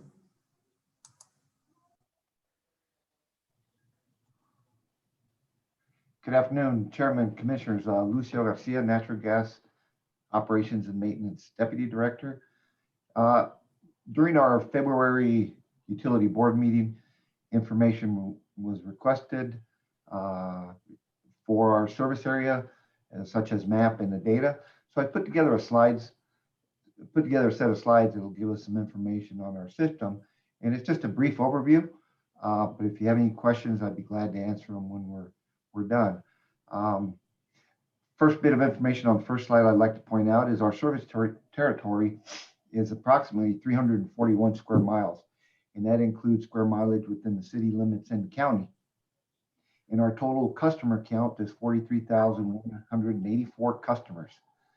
Of those 40,753 are within the city limits. So a high majority of our customers are within the city limit, even though our service territory is much bigger within the county. Next slide, please. This slide here that I put together shows the total meter customer count that we've had since 2018 up to 2021. As you can see, there's been a slow increase. I shouldn't say slow. It's pretty significant growth that has happened, as you'll see on the next slide here. Next slide, please. So this is data that shows the number of meters that we've installed every year. So you can see there's almost, I'd say about 60% increase in the number of customers we've acquired over the years from 2018. Total number of customers we acquired in 2018 was 545. In 2020, we acquired 902 customers. Of those, 854 were within the city limits and 48 were within the county. Next slide, please. And just briefly, our infrastructure, we have what we define as a transmission, and we have 20 miles of transmission, which is a 12 and 8-inch pipeline. I'll show you on the map briefly here where they are. And then our distribution, we have 3 distinct pressure levels that we regulate for throughout the system for our customers. We have 69 miles of high pressure, which is 350 PSI. Intermediate pressure, 21 miles, which is 120 PSI. And then the low pressure, we have 661 miles. And that's what is mainly throughout the city in our customer area. And we have 661 miles of that. Total, we have 771 miles of pipeline in our service territory. Now, this doesn't include the service lines. At 43,000 customers, each service line ranging from 50 to 100 feet, you know, that puts us well over 1,000 feet of pipeline in the ground. Next slide, please. So the map here on the slide shows our service territory. The red and black border is the city limits, and the solid red line is our service area, which includes all the city limits and in part of Doña County. Next slide, please. And I'll start by showing you our transmission lines, which are those 2 lines. 2 points of connection are off of the Kinder Morgan line, which is out on Afton Road, which is at the bottom of the slide. You can see where the pipeline is, where that dirt road. That's pretty much the pipeline that goes cross country. And the one on the right-hand side goes to Carver. That's 12-inch line. The one on the left out by the industrial park is an 8-inch line, and that's Tillman. Next slide, please. From there, we regulate our pressure down to 350 PSI, and that's what we call our high pressure, which is looped around the city. And there are a couple of radial feeds. Furthest one going out to NASA up on the top right of the page. Next slide, please. And then as you can see here, the green or turquoise colored pipeline is our intermediate pressure, which is at 125 PSI. Next slide, please. And then everything in red that just showed up there is our distribution. That's our low pressure, 30 PSI that runs throughout our service territory. Next slide, please. A couple of things I just want to point out. In our service territory, we do have areas that are unserved. There are large areas. This one particularly off Highway 70. Next slide, please. So you can see here, you know, we're in the area, but we still have a large population in our service area that does not have access to natural gas. This being one of them. Next slide, please. Another large one is north of town in our service territory. This is close to Doña exit off I-25. Next slide, please. And this shows the area. You know, we have about 600 potential customers in this area. This is one project that Carl previously showed you that his team's working on to get a high pressure gas line out to that area. And the intent of that high pressure gas line is not only to help build pressure, because we have low pressure problems in the area, but to also allow us to expand into this unserved area. Next slide, please. And then the third one that's very large, and this one I believe you're very familiar, Carl has presented this quite a bit, is the area up towards Talavera. Next slide, please. So as you can see there, everything in red is our low distribution. High pressure, you can see to the far left off Dripping Springs, we have a regulator there that regulates it down to 30 PSI. And as we progress through the year, you'll see more of our distribution system start to fill in as Carl's team works to complete this project. Next slide, please. And the other item I wanted to point out, those are three of the big areas that are unserved in our service area. But I also wanted to point out that there are many infill areas within the city and the county where we currently do not provide service. This is another project that Carl's team is working on currently, and it's off Mission Bell. As you can see, we have natural gas infrastructure in the area, but along Mission Bell and that whole area is unserved. So Carl's project will help us serve those customers in that area. And I point this one out because there's several like that throughout the city and throughout the county as well. Next slide, please.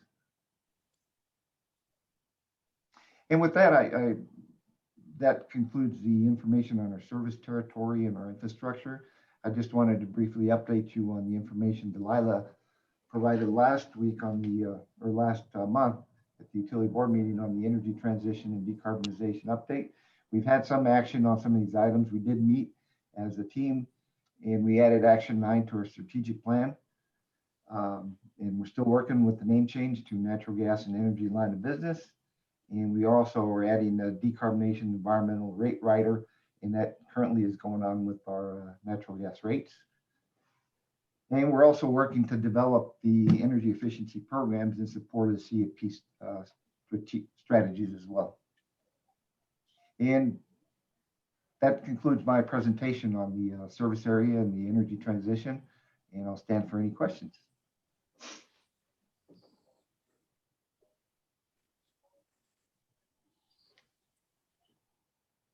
Thank you. We can go on.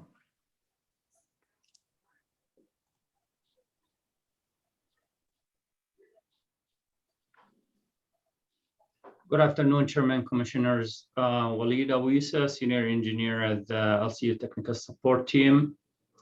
And I'm going to update you on the following projects.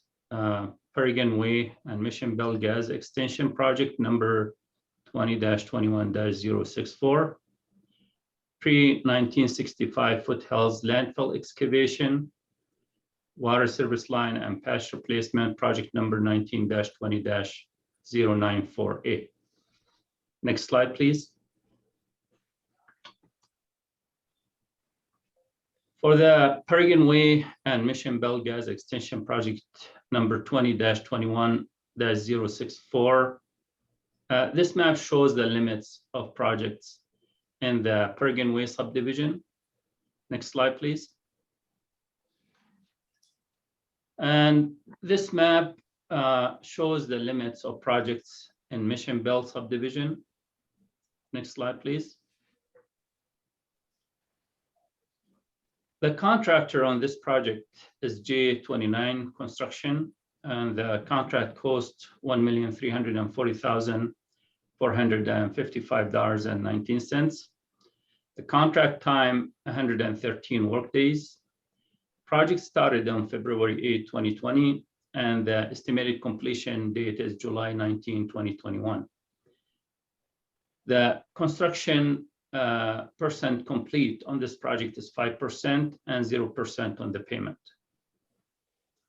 This project consists of the installation of 5,995 linear feet of 4-inch polyethylene gas pipeline, 21,323 linear feet of 2-inch polyethylene gas line, PE gas line, 5,555 linear feet of 3/4 inch of service gas line, 202 of 3/4 inch gas service stop outs. The project also includes pipe bedding, pavement patches, landscaping removal and replacement. There are 465 linear feet of 4-inch PE pipeline has already been installed. 2,010 feet of 2-inch PE has been installed. 216 feet of 3/4 inch pipeline installed, and 9 gas service stub outs that have been installed already. Do you have any questions about this project before I move on to the next?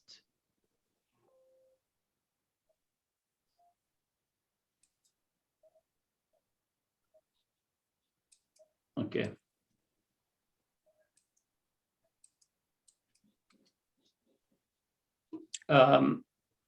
Next project is the pre-1965 Foothills landfill excavation.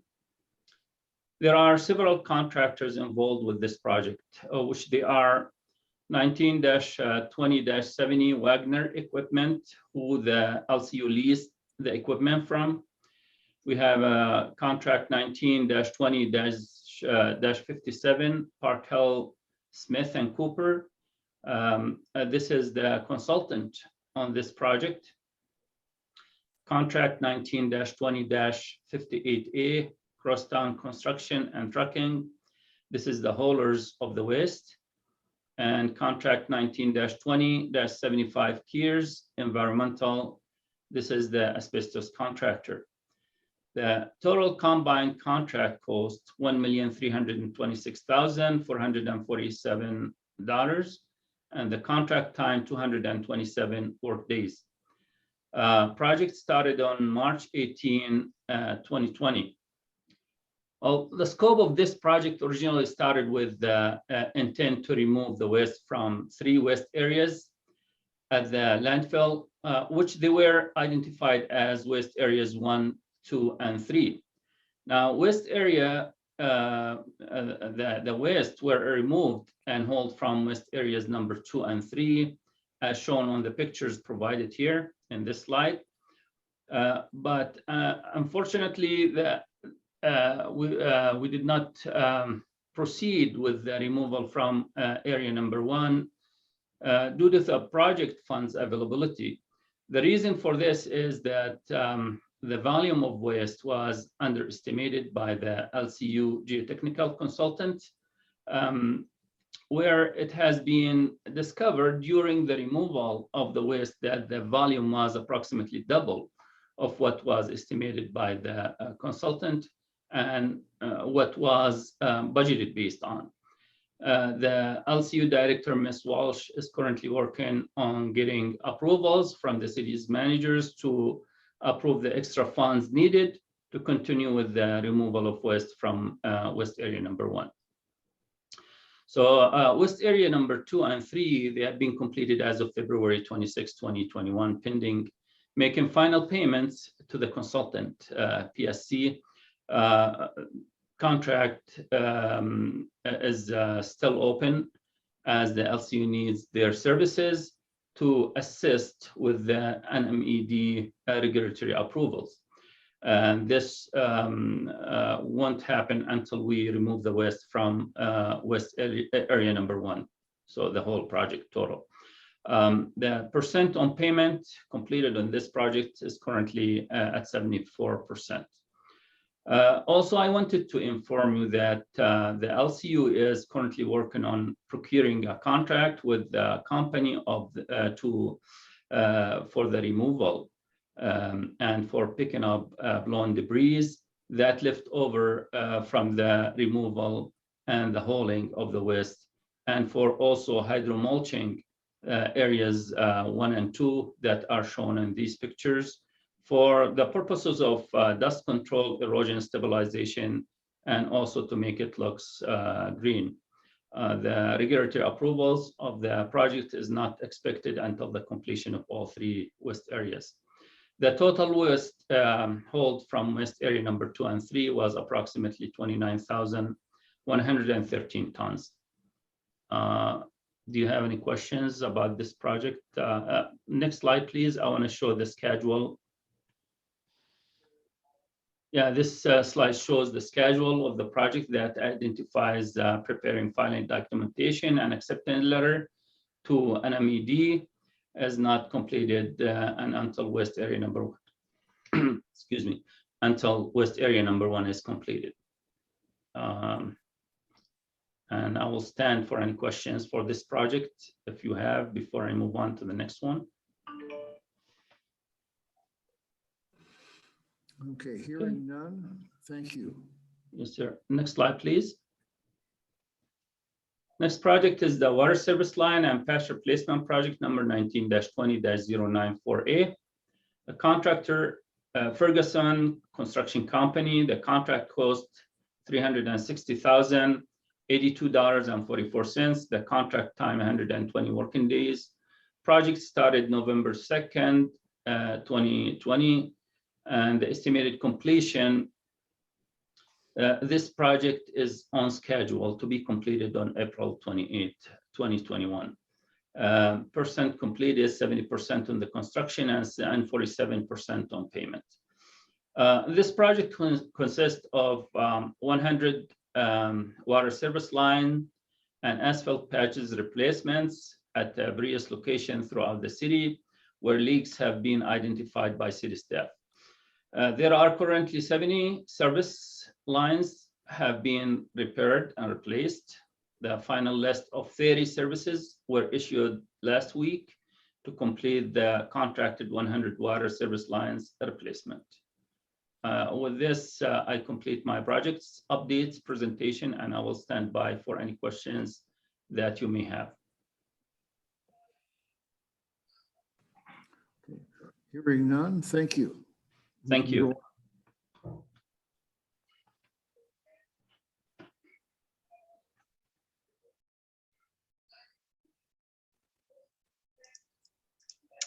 Mr. Chair, Commissioners, Delilah Walsh, Utilities Director, and we'll just start with resolutions. We're ready when you are.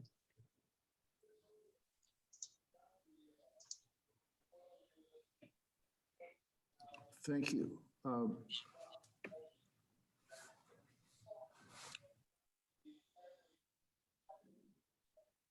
Borrowed computer. I can't get to unmute my mic.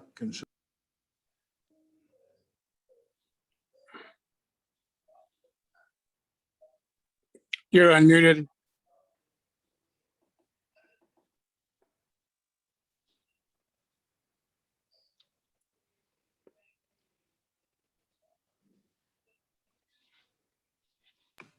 All right, thank you.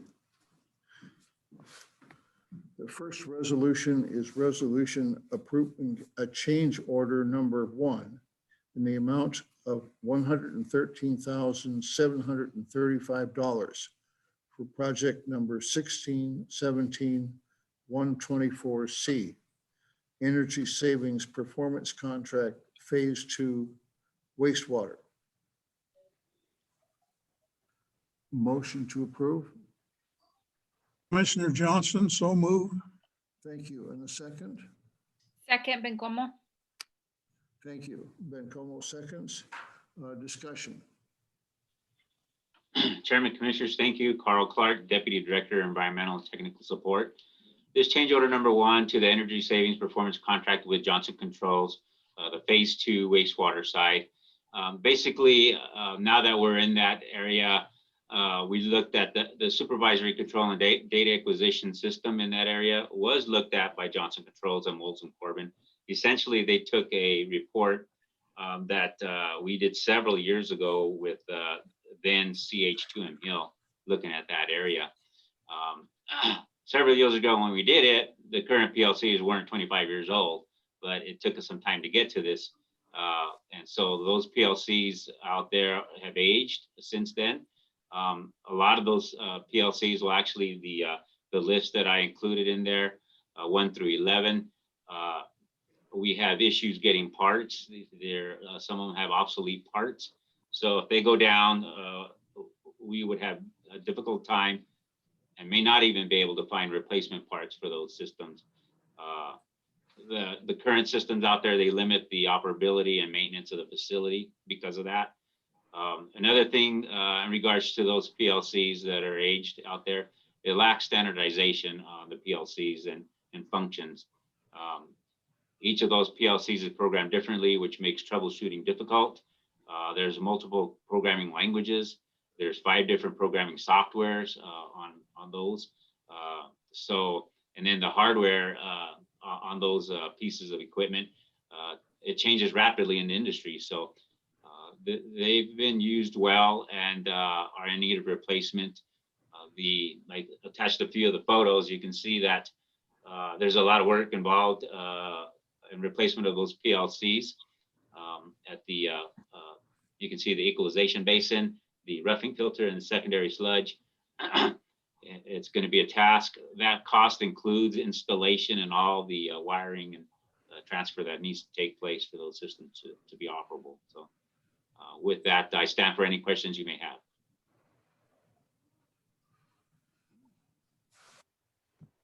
Okay, hearing none. As soon as I find my list, we'll ask for a vote. Commissioner Archuleta, Yes. Commissioner Bencomo, Yes. Commissioner Carmichael, Yes.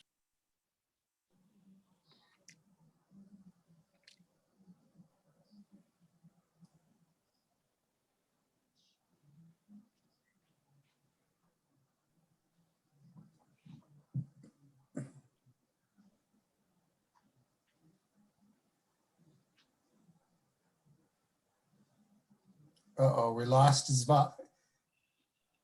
Yes, We're we ready cannot for hear you. I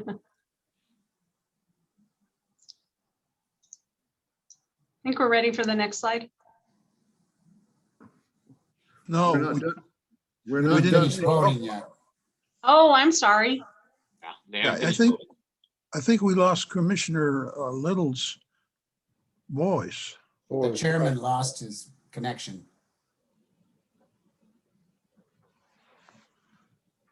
Alma, come to the rescue. Okay,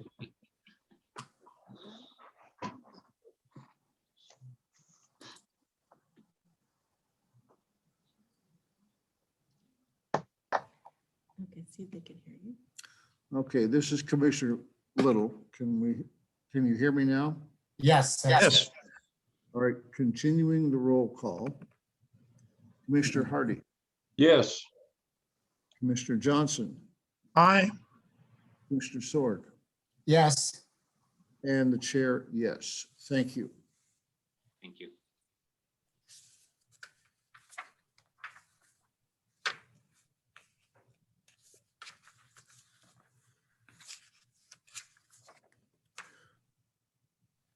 The next resolution is a resolution awarding a contract for Jacob Hand's Wastewater Treatment Facility Ultraviolet Disinfection Equipment Acquisition Project number 20-21-026 to Trojan Technologies Group, ULC, of London, Ontario, Canada, for a total award amount of $525,210. Move to approve, Commissioner Sorg. Thank you. And a second? Second, Commissioner Hardy, Commissioner second. Okay, Commissioner Hardy, second. Thank you. Discussion.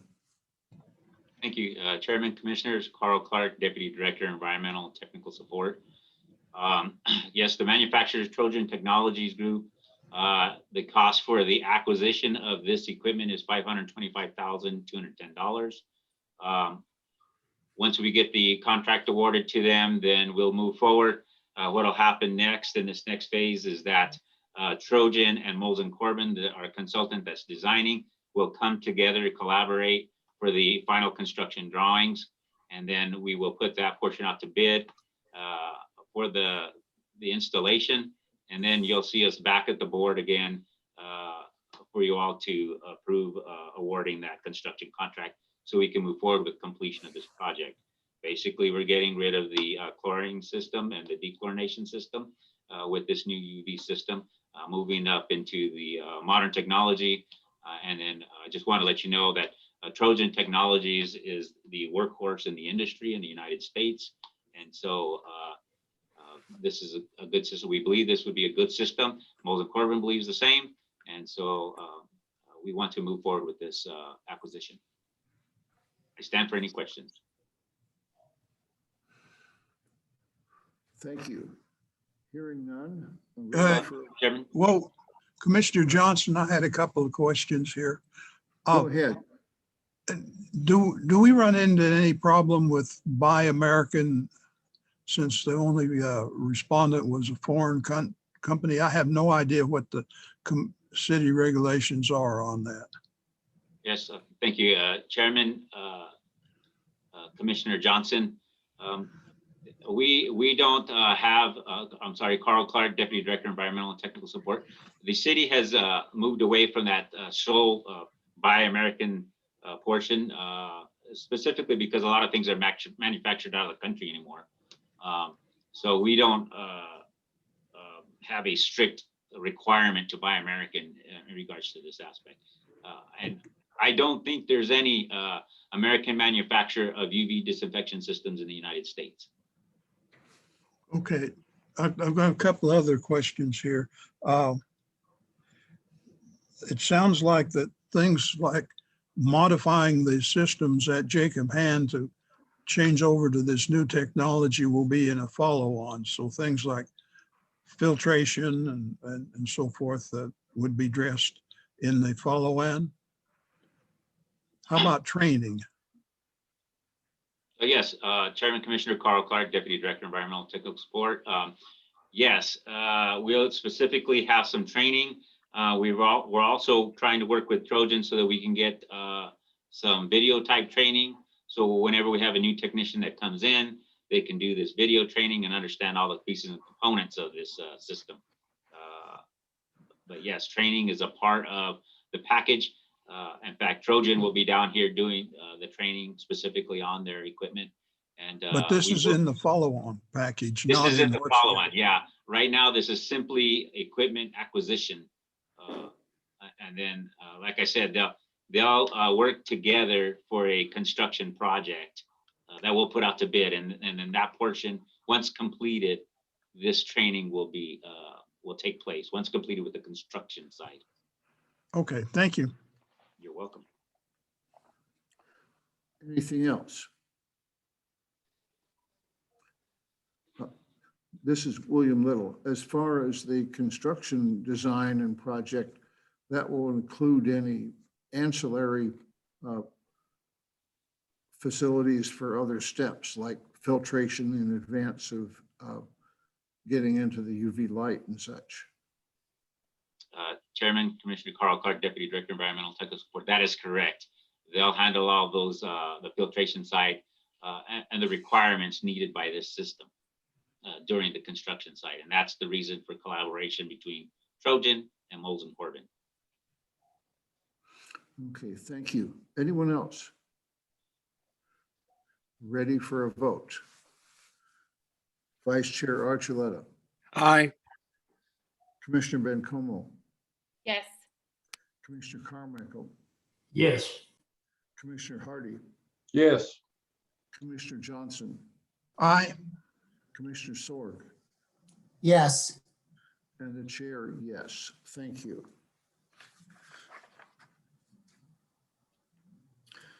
The next resolution is a resolution awarding a construction contract for the Hacienda Acres Phase 2 Sewer System Improvements, project number 20-21-057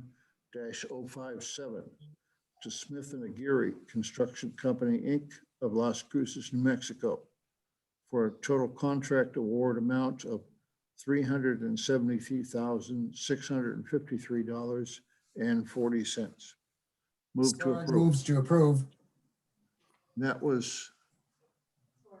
Sorg. that was Commissioner Sorg. And a second? Commissioner Hardy, second. Thank you. Discussion. Thank you, Chairman, Commissioners. Carl Clark, Deputy Director, Environmental and Technical Support, for the record. This construction is being paid for with the legislative grant funding, SAP number 19-D2457GF. So that's a 2019 legislative grant funds. That's the grant that I was talking about earlier today in the CIP presentation. We received approximately $1 million for septic tank replacement. This is this area, Hacienda Acres, is a high priority area as identified in the septic tank identification and prioritization plan. The two roadways are going to be Calle de Ranchero and Avenida del Sol, where we're going to be installing the new sewer line. There was approximately 8 bids that were received, and Smith and Aguirre was the low bidder on this project. It's for the installation of approximately 2,100 lineal feet of SGR 35 PVC 8-inch water line, or I'm sorry, wastewater line, 6 sewer manholes. And we hope to pick up the 36 services as part of this project for that area there. So this is our continued effort to address our septic tank replacement prioritization plans that we have that was based in 2008. So any questions you all may have, I can answer. Yes, I have one.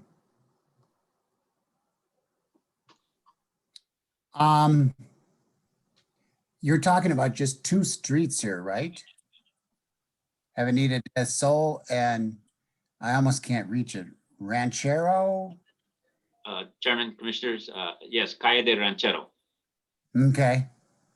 And those 2 sewer lines are gonna service 36 different customers? Yes, there's 36 services that are part of this construction project. So that would be correct. It's 36 parcels that we would be servicing, be able to pick up. Well, I'm gonna ask a stupid question probably, but this was asked to me 12 years ago when this area here used to be in my district. At least one person in this neighborhood, I don't know if he lived on these 2 streets, but was asking why, or asking if the line could be put in the ground in the back of these properties. Kind of like an alleyway, I suppose you could call it. I suppose that's probably next to impossible because of right-of-ways and whatnot, right? Carl? Yeah, Chairman, Commissioners, Carl Clark, Deputy Director, Environmental Technical Support.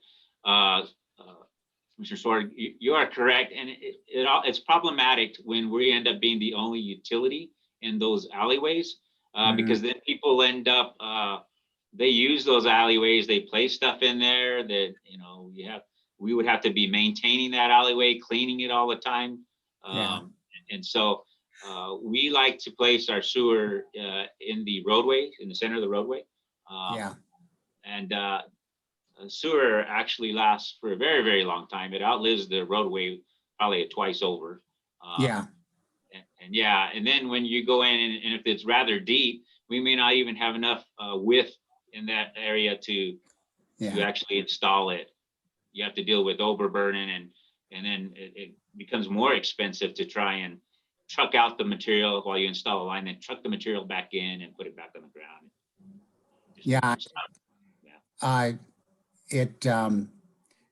When I see it, you know, it's the obvious savings could be that you could service all those properties with 1 pipeline instead of 2. But anyway, go ahead. I guess we have to do it the way we have to do it. Thank you, Carl. Thank you, Chairman. Any other comments or questions? Hearing none, ready for a vote. Vice Chair Archuleta. Yes. Commissioner Bencomo. Yes. Commissioner Carmichael. Yes. Hardy.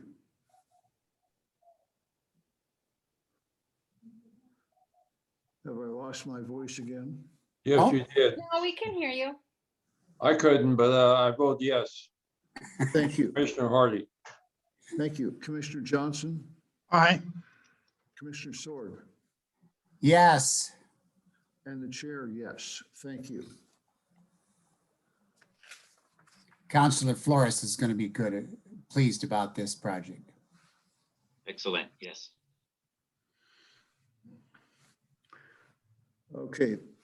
The next resolution is a resolution awarding a contract for the Jacob Hands Wastewater Treatment Facility, East Primary Clarifier Rehabilitation, project number 2021-076, to Morrow Enterprises, Inc. of Las Cruces, New Mexico, for a total award amount of $2,458,882.75.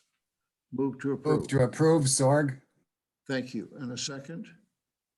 Commissioner Hardy, second. Thank you. Discussion. Thank you, Chairman, Commissioners. Carl Clark, Deputy Director of Environmental and Technical Support. Basically, this is the second primary clarifier. You all have had the opportunity, I believe, to see these primary clarifier in person. You've seen the condition of it, and it is in need of rehabilitation. The contract, or basically the project, consists of rehabilitation of the interior concrete basin, full replacement of all clarifier wetted components with new stainless steel components, lining of the influent pipeline, slip lining the sludge pipe, replacement of the exterior control valve, including effluent bypass, repaint the exterior basin walls with acrylic copolymer finish, and installation of a new 36-inch electromagnetic flow meter, including electrical work and installing the flow meter inside the concrete vault and the lid. So what you don't see in here that is part of the bid was one of the bid alternates, which was the splitter box rehabilitation. If we were to include that bid item in there, it would have exceeded our budget that we had this year, and we would not be able to move forward with this project. So we felt that eliminating that portion of the bid was the best thing to do. And then on the new fiscal year, we will come back to you and change order that portion of the bid into the project so we can continue moving forward. The splitter box is critical to that area. And the high cost of that splitter box is mostly due to the requirement for bypass pumping. And so, because it is so critical, we have to bypass around it, and then we can get in there and rehab and change the gates and do the improvements that we need to do. So we will be coming back to you in the new fiscal year for a change order to that project. The main part, though, the clarifier itself and ordering the stainless steel components is critical right now. As we know, and I don't know if y'all have heard, steel prices are going up again. So we're trying to move quickly and get this thing awarded, and then acquire these pieces so we don't see any higher costs associated to this project. Now, I stand for any questions. I have one, Commissioner Johnson. Go ahead, please. Just make sure I understand this correctly. So alternatives 2 and 3 are part of this contract, but it's alternative 1 is the only one that, because of the high dollars, is going to be deferred till the next year. But the completion of the rest of this can be done without an impact from alternative 1 not being done. Is Chairman, that correct?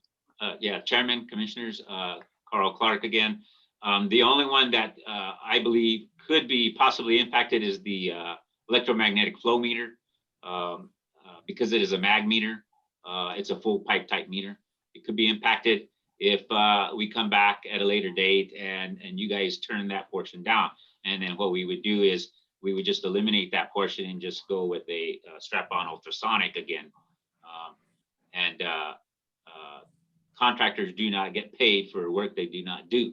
So it should not be a problem at that time. But yes, we feel it's important. That splitter box is the same age as the rest of those clarifiers.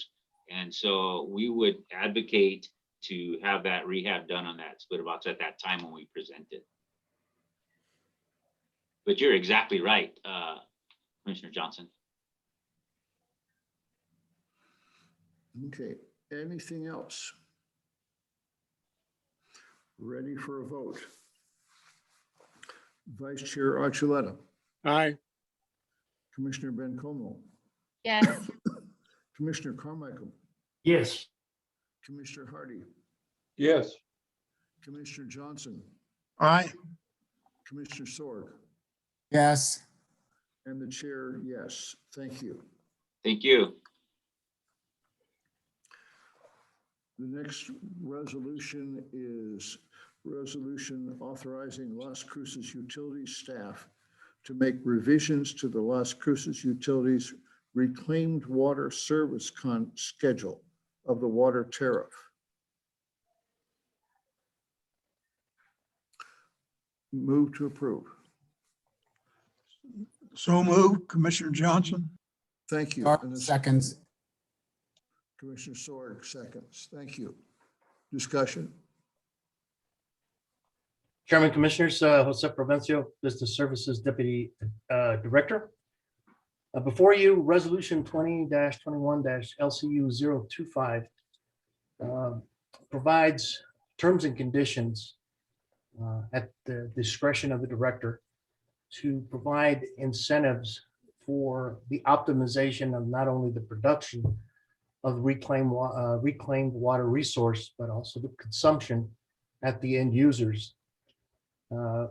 We have a limit, we have a fixed number of customers that take reclaimed water. And we were tasked early last spring where we were seeing fluctuations and declining use of the plant and the resource.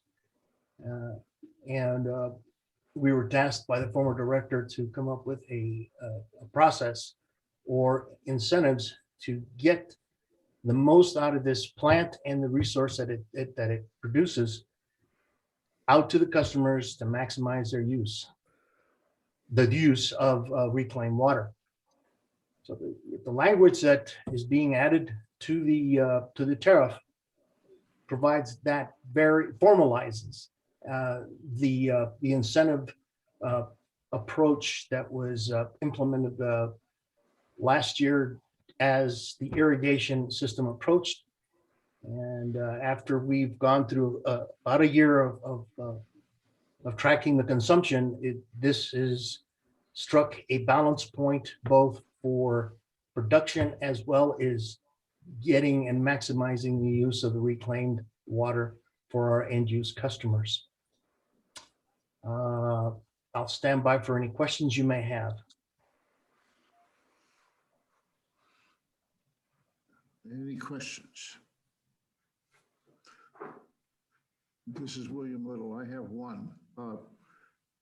We do have an NVS permit to discharge into the arroyo, but apparently it causes us operational and public relations problems to do that discharge. Chairman, that is correct. The end goal or the end goal of the entire incentive pricing was not having to discharge into the arroyo because of the particular items and sensitivities of discharging into the arroyo. So it's really coming up with a solution with the last resort having to be discharging into the arroyo. As I understand, talking to the operators, that's not been an issue since we started this last year.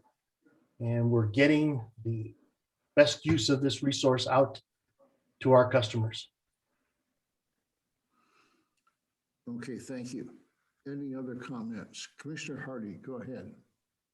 Yes, how far are we from getting to the point where we can process this water enough that we can put it right back into the water system, the drinking water system? I understand that's what they were doing there at Cloudcroft. And I'd heard some discussion once that said it was getting pretty well purified anyway. Are we making an effort to eventually try and clean it up so much that we can reuse it? Chairman, Commissioner Hardy, I will defer to, I believe, Adrian Widmer or one of the other deputy directors to answer that question directly. And Mr. Chairman, Commissioner Hardy, Delilah Walsh, Utilities Director, I can take that. Our plant on the East Mesa is currently not at its maximum production capacity. So there are several factors. One is we do have a market for that water, and we will have an even larger market when the East Mesa Recreation Complex is open, because that water is going to be needed for irrigation of those fields as well as the landscaping out there. Now, when we start to move the plant capacity to where we don't have enough customers for that water, that's when we're going to want to pursue pretty much the toilet to tap. But right now we have the demand for the treatment water, the capacity that we're treating today. and we have that demand for irrigation. And so that is a profit. It's something we're already set up for. The purple pipeline, we're actually laying out to the East Mesa complex as part of the project. So it is something we want to look at the future, but we want to only if we no longer have the demand for the water on the irrigation side. So right now we water Veterans Park, some of the medians on Sonoma, the Centennial High School field, as well as the Sonoma Ranch Golf Course. So that's an income we can recognize today with our current system. But eventually, as we see growth on the east side and we see water being treated out there, that is one of the steps we want to plan for, is that toilet to tap. Okay, thank you. So any excess production from that plant could be turned to additional treatment for aquifer storage and recovery, as well as direct reuse. And that's one of the issues that's being explored for us by Shoemaker and Associates, and we will see their revised report on that topic in a couple of weeks. And now Commissioner Sorg. Thank you, Mr. Chairman. The Sagecrest Park also gets some of that water. But what I wanted to ask is that as long as we can't use the full capacity of the treatment plant, is there a way to reduce the amount of wastewater that goes to it when we have the tank all filled up and we can't process anymore without dumping it into the arroyo? And then how much water does actually end up in the arroyo? Mr. Chair, Commissioner Sorg, Delilah Walsh, Utilities Director. So we can control and divert how much water is going to the reclamation facility. So we have that in today's world. And what we do is John and his team do a really good job trying to manage that balance. Obviously in the winter, we don't have a big demand for irrigation water. So we lower the treatment capacity of the plant. The thing we want to avoid is treating the water twice. We don't want to fill our tank and then have to put it back into the treatment system to head down to Jacob Hands. We only want to treat it once, and then we want that water to be used. We don't want it to be dumped in the arroyo either, because that does cause us some, there are additional nitrates going into the ground that can impact our testing at the landfill site. So it's a balance that John and his team do maintain. So when they don't have the irrigation demand in the winter, they actually do lower the amount of water that we're treating at that plant. As we have more customers, or, as Commissioner Chairman Little mentioned, if we do water reuse or toilet to tap, those options, we can adjust those capacities if needed. But we do adjust them in today's world, simply because the demand for irrigation water fluctuates throughout the season. Yeah, I understand that. That's what I want to know. Thank you. That's good. Thank you, Chair. Thank you. And Carl Clark. Yes, Chairman, Commissioners, Carl Clark, Deputy Director, Environmental Technical Support. Also want to add that reclaimed water will be taken to the East Mesa Recreational Complex that they're building, or it's under design right now. They will be utilizing it for their ball fields, their play fields. And right now, they do plan on expanding that, so they'll have that reclaimed water available there. So more and more it gets taken and used as reclaimed water for irrigation purposes. So I just wanted to say that it's important to use that reclaimed water on these as irrigation as well for these ball fields. So we're not using potable water. Okay, thank you. Anything else? Ready for a vote? Vice Chair Archuleta. Aye. Commissioner Bencomo. Yes. Commissioner Carmichael. Yes. Commissioner Hardy. Yes. Commissioner Johnson. Aye. Commissioner Sorg. Yes. Chair, yes. Thank you all.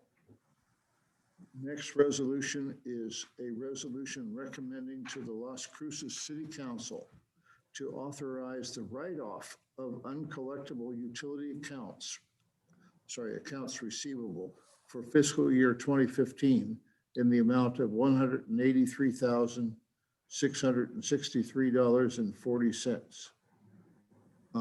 Move to approve. Archuleta, yes. Thank you. And Sarg seconds. Sorg seconds. Thank you. Discussion. Chairman, Commissioners, Jose Provencio, Deputy Director of Business Services. Before you, resolution 20-21-LCU 027 seeks the approval of the write-off process for fiscal year uncollectible balances in the order of $183,000. And this is for the period of fiscal year 2015. With the approval of this resolution, this is forwarded to the Treasury, which will be conducting the citywide resolution for accounts receivable write-off later this year to and to complete that cycle for this fiscal year. When I say fiscal year, the fiscal year 2015. This is conducted annually, and I stand by for any questions you may have.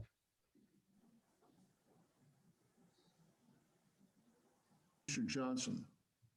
Yes, I wanted to understand a little bit more about the process. Once you've written it off, there's no effort to go back and collect. But what happens if you got a customer that is in this, that moves back to Las Cruces and tries to hook into utilities again? Do you have a system that would identify that as a previous bad customer that's coming back and trying to use utilities? And if so, what do you do about that? Chairman, Commissioners, Jose Provencio again with Business Services, Deputy Director. We do this write-off clears the balance sheet for any accounts receivable or uncollectible amounts that will not don't have are considered as uncollectible.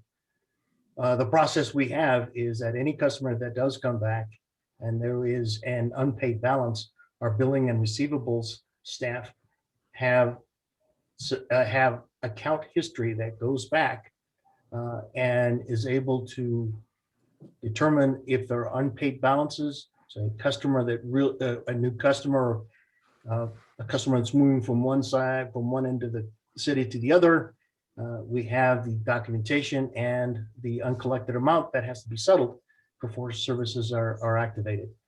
We do, even though it's written off for the purposes of the balance sheet, we continue to collect those unpaid balances to the best of our ability.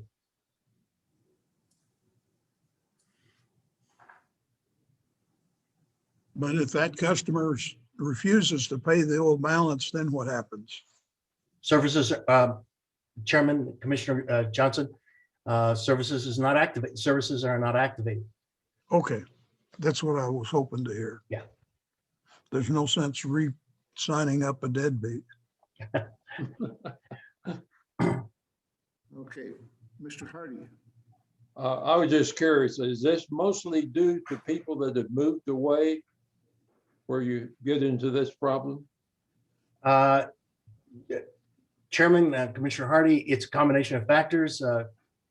We do have on contract a collections agency. Some of this information, people move on, are unable to be contacted as their life changes and they proceed. Now, any unpaid balance is that it's left or uncollected, even with the efforts by our collection agency, are kept on file so that we are able to do that. There's usually many factors that feed into a person not able to pay for the bill. Some just walk away and don't even or dodge efforts being contacted. So we, as we continue managing our uncollectible balances, we make all best efforts by contracting an outside agency, our own internal efforts, and when customers do come back and they want to sign up for service, we do a check of any record they may have of any unpaid bill.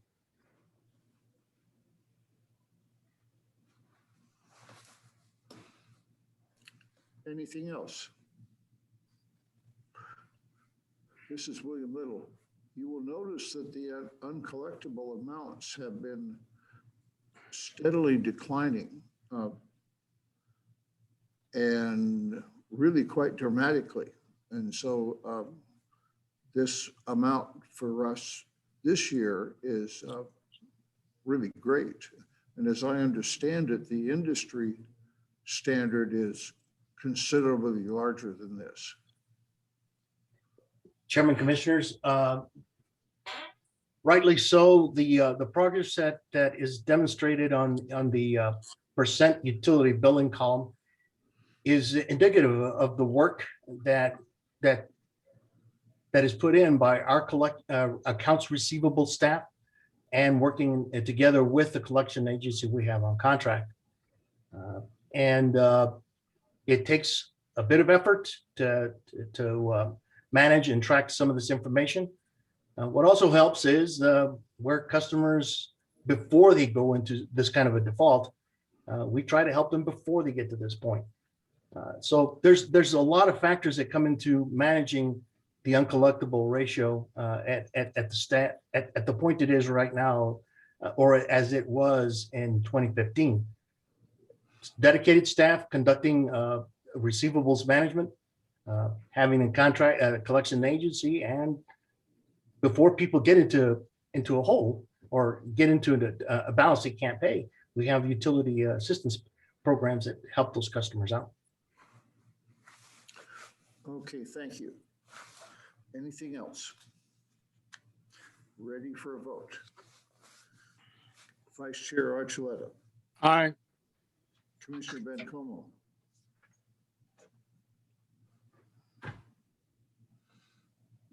skipping Commissioner Bencomo, Commissioner Carmichael, Yes. Commissioner Hardy, Yes, and I've been having trouble with the unstable internet here. Some of the other people may be having that trouble too. Yeah. if you're having unstable internet problems, it helps to turn off your camera. Commissioner Johnson, Aye. Commissioner Sorg, Yes. back to Commissioner Bencomo. Yes. Okay, thank you. And the chair, yes. Thank you all. That concludes the resolutions. Next item is old business. Thank you, Mr. Chair. Delilah Walsh, Utilities Director, for the record. In old business, our first, you asked us at our last meeting, we had some public comment from Mr. Gregory Shervanek regarding hookups on our gas line, and Mr. Clark did look into that and does have a response for you.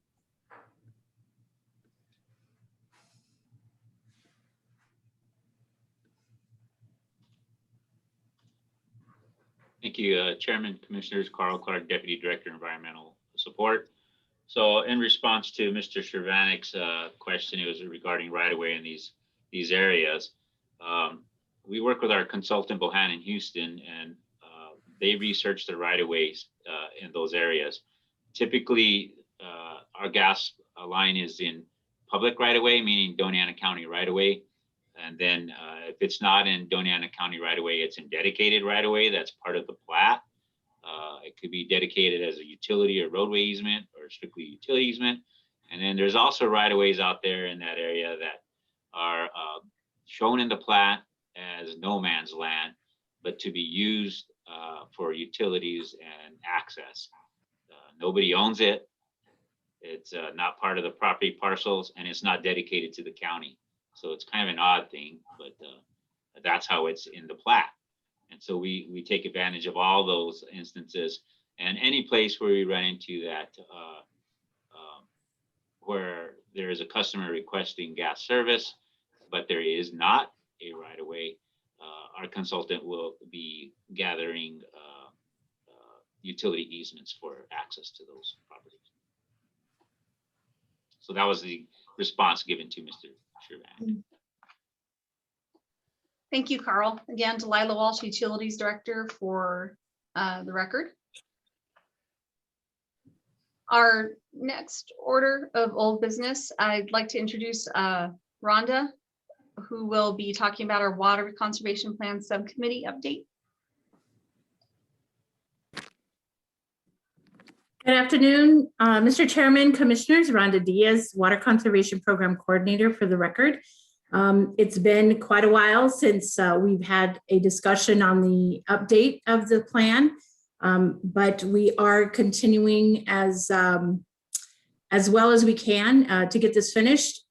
I am working and the steering committee is working with our consultants, Lee Wilson and Associates, to pretty much polish off everything to get it ready for a draft review from the community steering committee. That should happen in March, and in April, we will submit the draft plan to staff for review and approval. And then in May, we are ready to schedule a possible work session so that we can have the utility board review that for any comments or suggestions that y'all may have.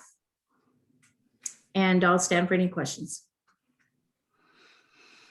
Okay, any comments or questions? When you all have a draft,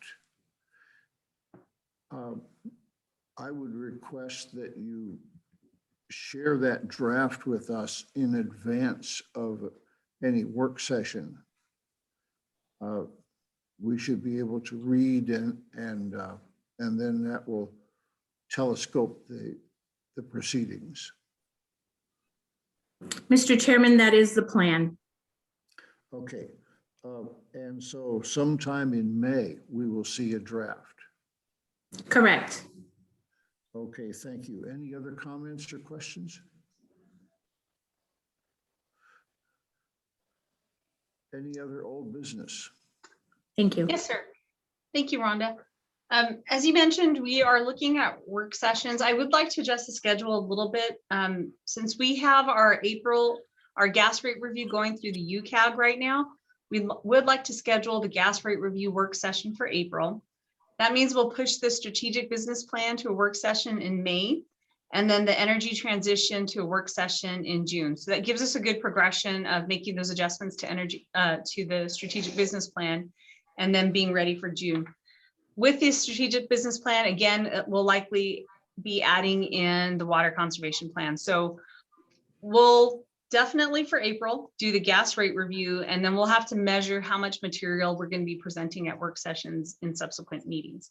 So for certain, we'll do gas rate review next at our next meeting, and we'll require another work session. Okay, thank you. You had told us that we would for certain have work sessions in March, April, and May, and now it sounds like also June. Yep. They will all be in advance of our regular meeting, and staff will gauge how long those work sessions will have to be, and you all will calendar those for us, and we will prepare to join those work sessions, probably all of them remotely. And we will look forward to each and every one of them. We're going to have a busy run until the end of the fiscal year. Good. You're going to make us earn our salaries. You deserve a raise.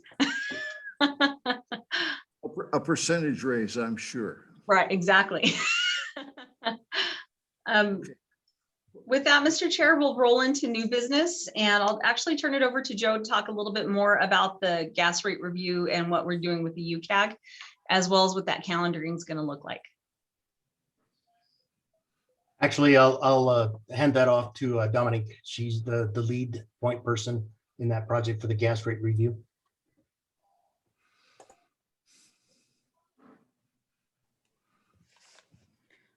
Hi, this is Dominique Rodriguez, the Rate and Economic Analysis Manager, Chairman, Commissioner. So the UCAG was presented yesterday, the rate review from the consultant. The next step is for in April for us to go over their public outreach material. Once that is approved, then we will begin public outreach. We usually like to do it for a month. And so hopefully with the meeting is the second Wednesday of in April. So I'm hoping that we would be able to go back in May to give the update on what our public outreach event has given us, any comments. And then from there, they can make their recommendation. We will bring that to the utilities board in May or June, depending on the timing of it. Once the UCAC has made their recommendation to the board, we usually have a discussion, and then the board will let me know what you would like your recommendation to be to city council. And then I will bring a formal resolution with your recommendation to give to council. I'm thinking that would probably be about June or July-ish. And then we can look at going to council in a work session, July, August, and then hopefully council vote on it, depending on, again, what's going on, July, August. So it's kind of contingent about the time frame and when we have our deadlines, but that is what we're looking in the next steps. Okay, thank you. But we will get our briefing on the proposal next month. Yes, sir. That is correct. They will come and we will present it to you during the work session. Okay, thank you. You're welcome. Comments or questions? All right, we'll look forward to doing our part. Thank you, Mr. Chair. Once again, Delilah Walsh, Utilities Director for the record. Our next item on new business has to do with the recycling partnership that I referenced during our budget work session. In February at the South Central Solid Waste Authority board meeting, we discussed a possibility of merging the South Central's pickup services with Las Cruces Utilities pickup services. It was just an idea we were batting around and exploring and trying to determine if there is some operational efficiency or savings to our ratepayers. Since that meeting, though, I've talked to Patrick Peck at South Central. We've decided we need more time to think on that and really make a determination if it's something we want to move forward with. So instead, we are just going to focus on the recycling services within the city of Las Cruces. So to that end, our recycling services contract under our JPA, or I think it's a JPA, not an MOA, with South Central. South Central is committed to providing recycling services to the city of Las Cruces. They effect that by contracting with Friedman Recycling, who currently owns the containers and picks up the containers and takes them to their material recycling facility owned by Freeman. That contract with South Central has expired. And currently those two organizations are in a month-to-month contract.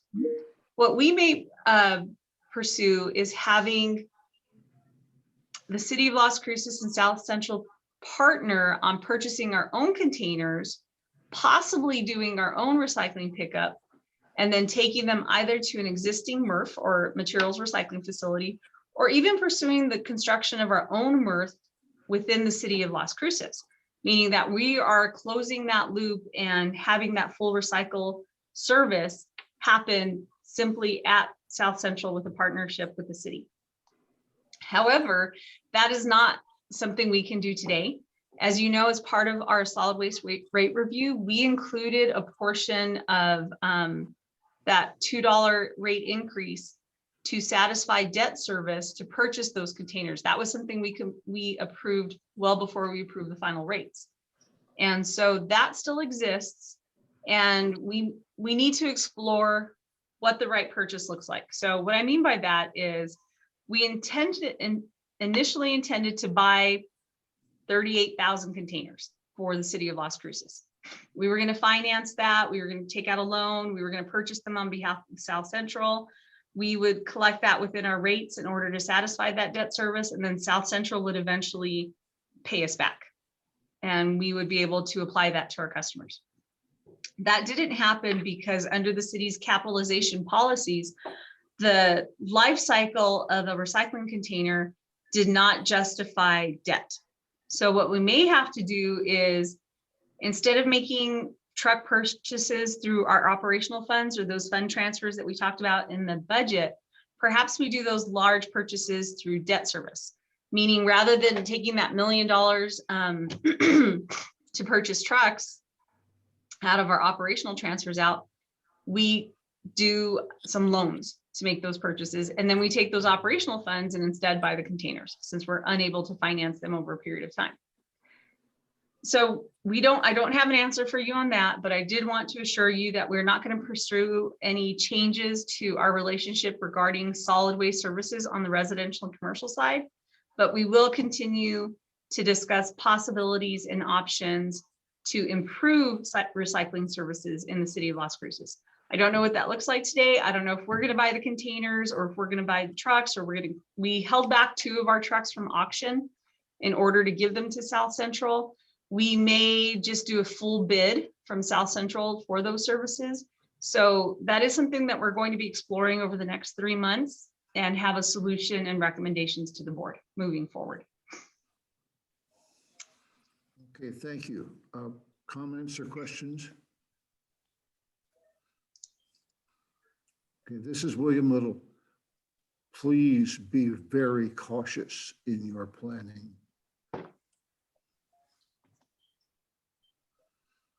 Thank you very much. And other new business. Well, the last bit of new business is the bad news business that I have to deliver to the board. I did contact the board ahead of this meeting to let you know about the financial impact of the polar vortex that hit the Southwest over President's Day weekend. So in that discussion, I had explained to the board that going into Thursday before the Arctic storm hit and the polar vortex, we were trading gas at about $4 a decatherm. By Friday, when the markets were closing, we saw those gas prices go up to $117 a decatherm in the Permian Basin. And some parts of the country was actually at $300 and even $1,000 a decatherm ahead of that storm. What that means for Las Cruces is we negotiate our base load gas at the end of every month. So for the month of February, we had a base load gas price of $2.65. Anything we use above that daily base load, we have to purchase at market prices. And so I'll refer back when the market closed, those prices went from $4 to $117 a decatherm for that Arctic weekend. So what happened during that weekend was the city of Las Cruces, we were working with EPNG. We made sure that gas was still flowing to our customers, even though we saw supply failures happen, particularly in the Permian Basin, because as you know, Texas was experiencing Arctic freezes. And that meant some of the production equipment in the basin was actually frozen. Their production equipment actually froze during that weekend. So this anomaly of the President's Day weekend and Valentine's Day weekend, however you want to refer to it, was the fact that we had higher gas demand. I believe it was almost 3 times our normal daily usage just for that Sunday, Monday, and Tuesday, 2 to 3 times more gas than we normally use, which makes perfect sense. There was a storm. We actually saw snow in Las Cruces and our users were using more gas. However, we had those high market prices, meaning we had to purchase excess gas at a higher price, which we were prepared for. We did that, we put in those orders. However, because on the supply side, the gas didn't get delivered, we actually incurred penalties on the EPNG transmission system. Had our gas orders been met, we may have had a few penalties, we may have had a few $100,000. However, because that gas didn't flow, the penalties were in millions. So our team has already reached out to EPNG. We've already made a request for abatement of those penalties because had our orders been met, we wouldn't have incurred the overuse penalties. Had our gas been delivered the way we wanted it to be, we would have been fine. And particularly for that Sunday and Monday. Now, also adding to this perfect storm, both literally and figuratively, we couldn't get the Permian Basin gas. It caused us to incur penalties. We had to buy excess gas at higher market prices, but also the best thing that happened was we didn't run out of system gas. That's because EPNG ahead of the storm did pack their system with even more gas. And so we never had that threat of life or safety that they experienced in Texas. So the good news was we got the gas to the people who needed it. It was sufficient. But as part of this whole process, at the same time, EPNG declared a critical operational environment, meaning that they knew they weren't getting enough gas in the pipeline and they could have run out. So the good news was, even though they declared that critical operation period, we didn't run out of gas. And that's because it was still 60 degrees in Arizona and it was still warm in California. So their demands weren't as high as they could have been had that Arctic storm moved to the west. Unfortunately, when you're under a critical operation period, the penalties apply. You can't reallocate gas because the next day we had plenty, but we couldn't reallocate it to a previous gas period. So the bottom line is we incurred the penalties on the EPNG system for about 5.2 million total. That's our total bill for the transmission for the month, not just the penalty weekend.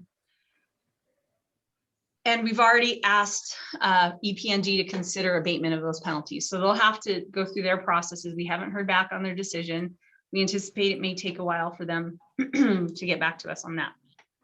Now, also as part of the perfect storm, Shell Oil declared a force majeure during that weekend and that operational period, essentially saying, yes, City of Las Cruces, we know we have a contract for your base load at $2.65 a decatherm, but we may not be able to find that gas in the market. So because of their force majeure declaration, that affected not only the excess gas we had to buy in the market, but the base load gas for those FM days. And so we're anticipating possibly, well, we're looking at almost a $9.6 million bill to Shell Oil. So we are going to be meeting with Shell on Monday for them to explain to us how they arrived at that figure. And did they really find the best gas in the market for us for delivery? Was that force majeure period justifiable? We have a big discussion coming up on Monday with Shell. So I can't tell you today if we have litigation issues or if we're going to have to make other requests from either Shell or EPNG. I don't have a clear answer for you, but we do have a financial impact for that weekend. So essentially in that one weekend, we're going to spend more money on gas than we had in December and January. It has nothing to do with what the City of Las Cruces did. It has nothing to do with us not being prepared. The gas got there, but the bottom line is that we are purchasing our excess gas and working in an unregulated commodity market. Now, if we took that 9.8 million plus the 5.2 million, that's a huge gas bill. The one thing we are not going to do is send giant energy bills to City of Las Cruces residents. And that's already a decision we've made at the management level. A possibility is we can, once we settle on what is truly owed and what our strategy is going to be, and can we mitigate anything, once we get through that, I'm sorry, and determine what that cost is truly going to be, we're looking at amortizing that expense over time. So initially we thought about, can we amortize it over 5 months or 6 months? The thing I don't want to have happen is in April, all our customers get a $1,500 residential gas bill. That's ridiculous. And it's could be economically impactful and devastating to some of our customers. So once we get those final numbers, once we know what our mitigation efforts are going to yield, and once we understand the full charge of that polar vortex weekend, what we're going to do is create essentially a payables account. So I just for clarification, the gas commodity is a direct pass through to our customer. Whatever we pay for gas, we pass that on directly to the customer. We don't make money off of it. It's a zero-sum game for the utility. So we're not going to pass that direct cost on in one monthly bill to our customers. What I'd like to do is amortize that bill over probably 2 years, and talking to the city manager, maybe even 3 years, depending on what that bottom line number is going to come out to. in order to mitigate the impact to our customers.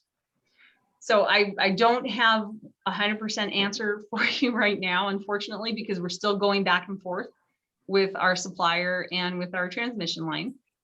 We are doing everything we can to mitigate that expense as much as possible.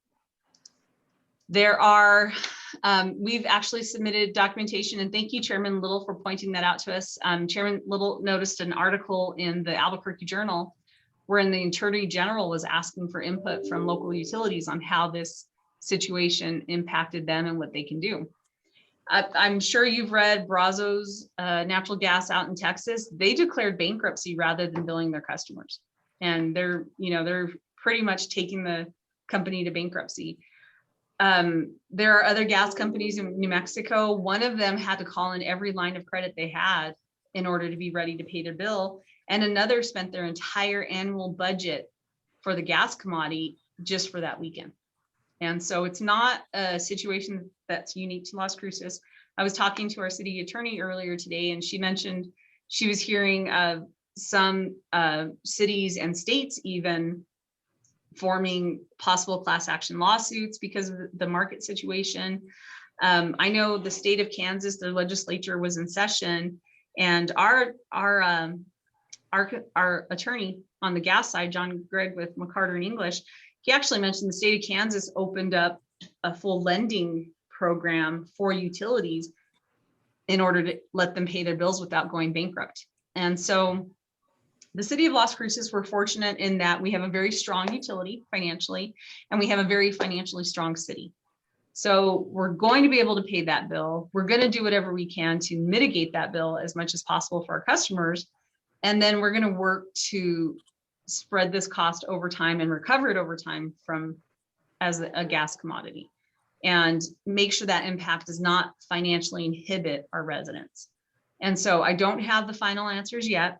Once we do, we will make some major outreach efforts to explain the situation to our citizens. We're actually going to be sending out a press release this week to let our constituents know the situation. But the thing I want to emphasize the most is we're working really closely with the city treasury, city finance, the city manager, the utility, our financial advisors.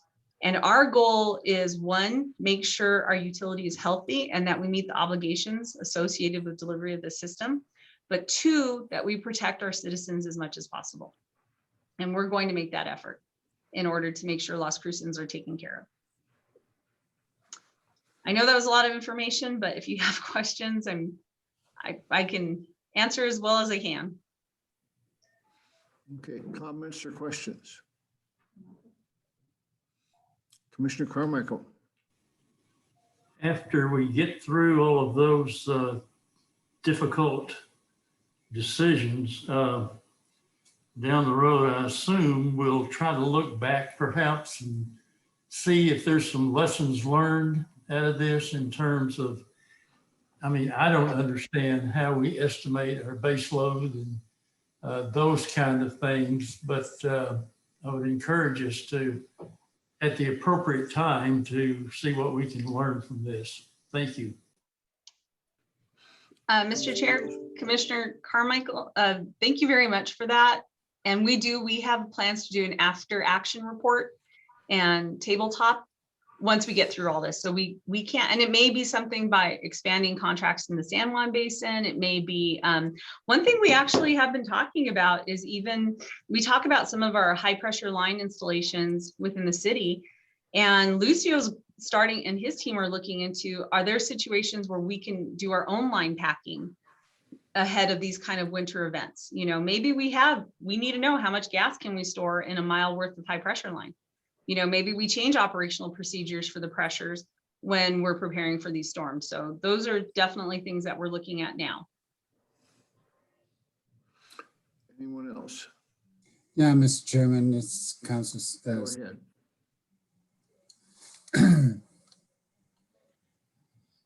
I don't think it's unreasonable to think this will happen again. Yeah. So, yeah, that's something we need to do, is think about it. What we could do if it happens again. Like you said, increase the pressure stored in our own pipes. That's a good idea. Otherwise, the buying of gas, natural gas is a kind of a mystery to me anyway. I've followed it for the most part, where we have this certain amount that we get for one price, and then another amount we get for another price. And then there's a little bit more for those times when it's in demand. It's a mystery to me how they made that price go up. I mean, people were bidding on it, I suppose, and that's what the price went up. Everybody's grabbing for natural gas, especially the power plants in Texas. They were short and they didn't have enough to produce electricity. So and then they, of course, bill their customers total amount for all this natural gas they had to use. So anyway, it's not a very good system. We can always just blame it on Texas, though. That's the nice thing about it, what we can do in New Mexico. Thank you, Mr. Chairman. That's all I have to say. Okay, thank you. Anyone else? Well, Delilah, thank you for the information, and of course now it will be in the minutes, and so we'll all be sharing this with the public, and we'll do the best we can with what we have. I noticed Commissioner Hardy's hand was up. Yes, sorry, I was looking at the screen and not at my prompter. Commissioner Hardy, go ahead. Yeah, I just had a curious question for Delilah. If you bill if you amortize this out over a couple of years to all the customers, are you going to do it sort of on a flat rate, or will you look and see what gas people actually used during that period? The only reason I'm curious is I keep a wood supply around, and was able to heat our house for about 2 or 3 days, largely over the wood, or will you just perhaps just spread it and let everyone pay their $1,500 spread out over a few years? Thank you, Mr. Chair, Commissioner Hardy, Delilah Walsh for the record. We have not decided what that's going to look like yet. Most likely, we're going to treat it almost like a rate rider, and where we say this is the true liability, this is the payable, and then base that on natural gas use moving forward. So if you are the kind who uses very little natural gas, then on that rate, you would be paying very little as part of that recovery. That's the most likely scenario. But again, I can't tell you 100% until we get through all the nitty gritty. Well, it's a tough problem, and good luck. I certainly wish you good luck. And as depressing and defeating as I felt for the last 2 weeks regarding this situation, the good news is, thank goodness Mesa didn't go through that. Thank goodness California didn't go that, because had they demanded even more gas during this critical operational condition, we could have seen the pipeline really get hit, and where it's actually a danger, where you actually lose service. And that's not what happened. In addition to that, it could have also happened at the end of the month. And the reason that's bad is because our gas bidding for our base load in the next month is based on the last 5 days of the calendar. So had the gas prices been $147 a decatherm the last 5 days of February, that would have impacted our base load, but it didn't. And so we're going to be running between a $3.60 gas cost per decatherm for March because of the timing. So thank goodness it happened in the middle of the month and not at the end of the month. So Mario Puentes is our gas business analyst, and he gives me these little snippets of good news, so I'm not completely defeated. It could have been worse, and it really could have. So we want to prepare for that worst. It certainly could have. I was glad we didn't freeze to death like our Texans. Thank you. Mm-hmm. All right, thank you again. Chairman Little, that's it for new business on our side. Okay, the next item of business is board's general discussion. Anyone have anything to contribute? Okay, this is William Little. Let me summarize the sequence that we envision for the water-related reports. we're going to see fairly soon a revised draft report on aquifer storage and recovery and direct reuse. We're going to see much later a water conservation report. We're going to see at some point yet to be determined a probably fairly short roll-up of costs and timeframes and opportunities for all of the options that we have been contemplating for the past few months. When all of those things are piled up on our desk, we will be able to then, as a board, do three things. We will be able to direct staff and their consultant to explore any other issues that we deem appropriate. We will be able to rank order the actions that have been contemplated.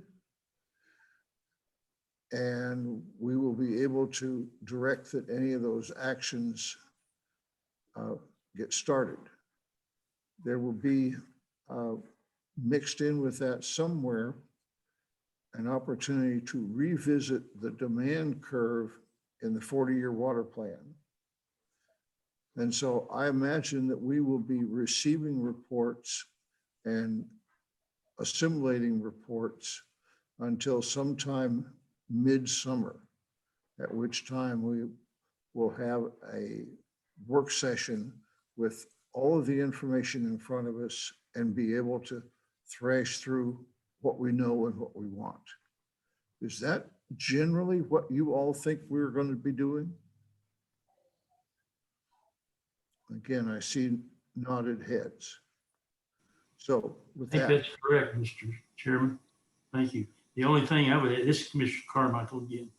The only thing not in that has been, would be a review at some point.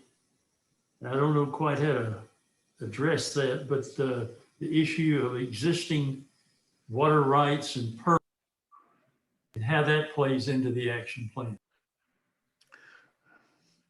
Okay, that can be part of the 20-year plan and also of revisiting the curves in the 40-year plan. Agreed. Thank you. Okay. Our next meeting is Thursday, April 8th. We will have a work session in advance of that meeting. That work session will address the gas rate review as it currently stands.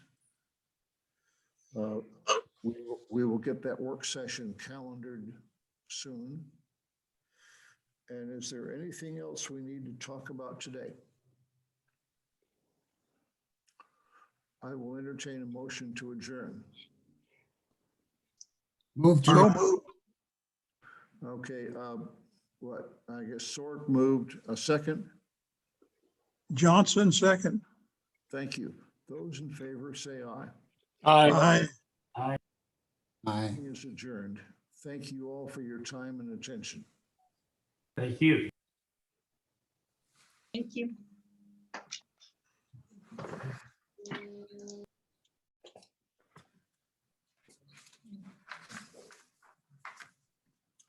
And thank you all. And I'm sure that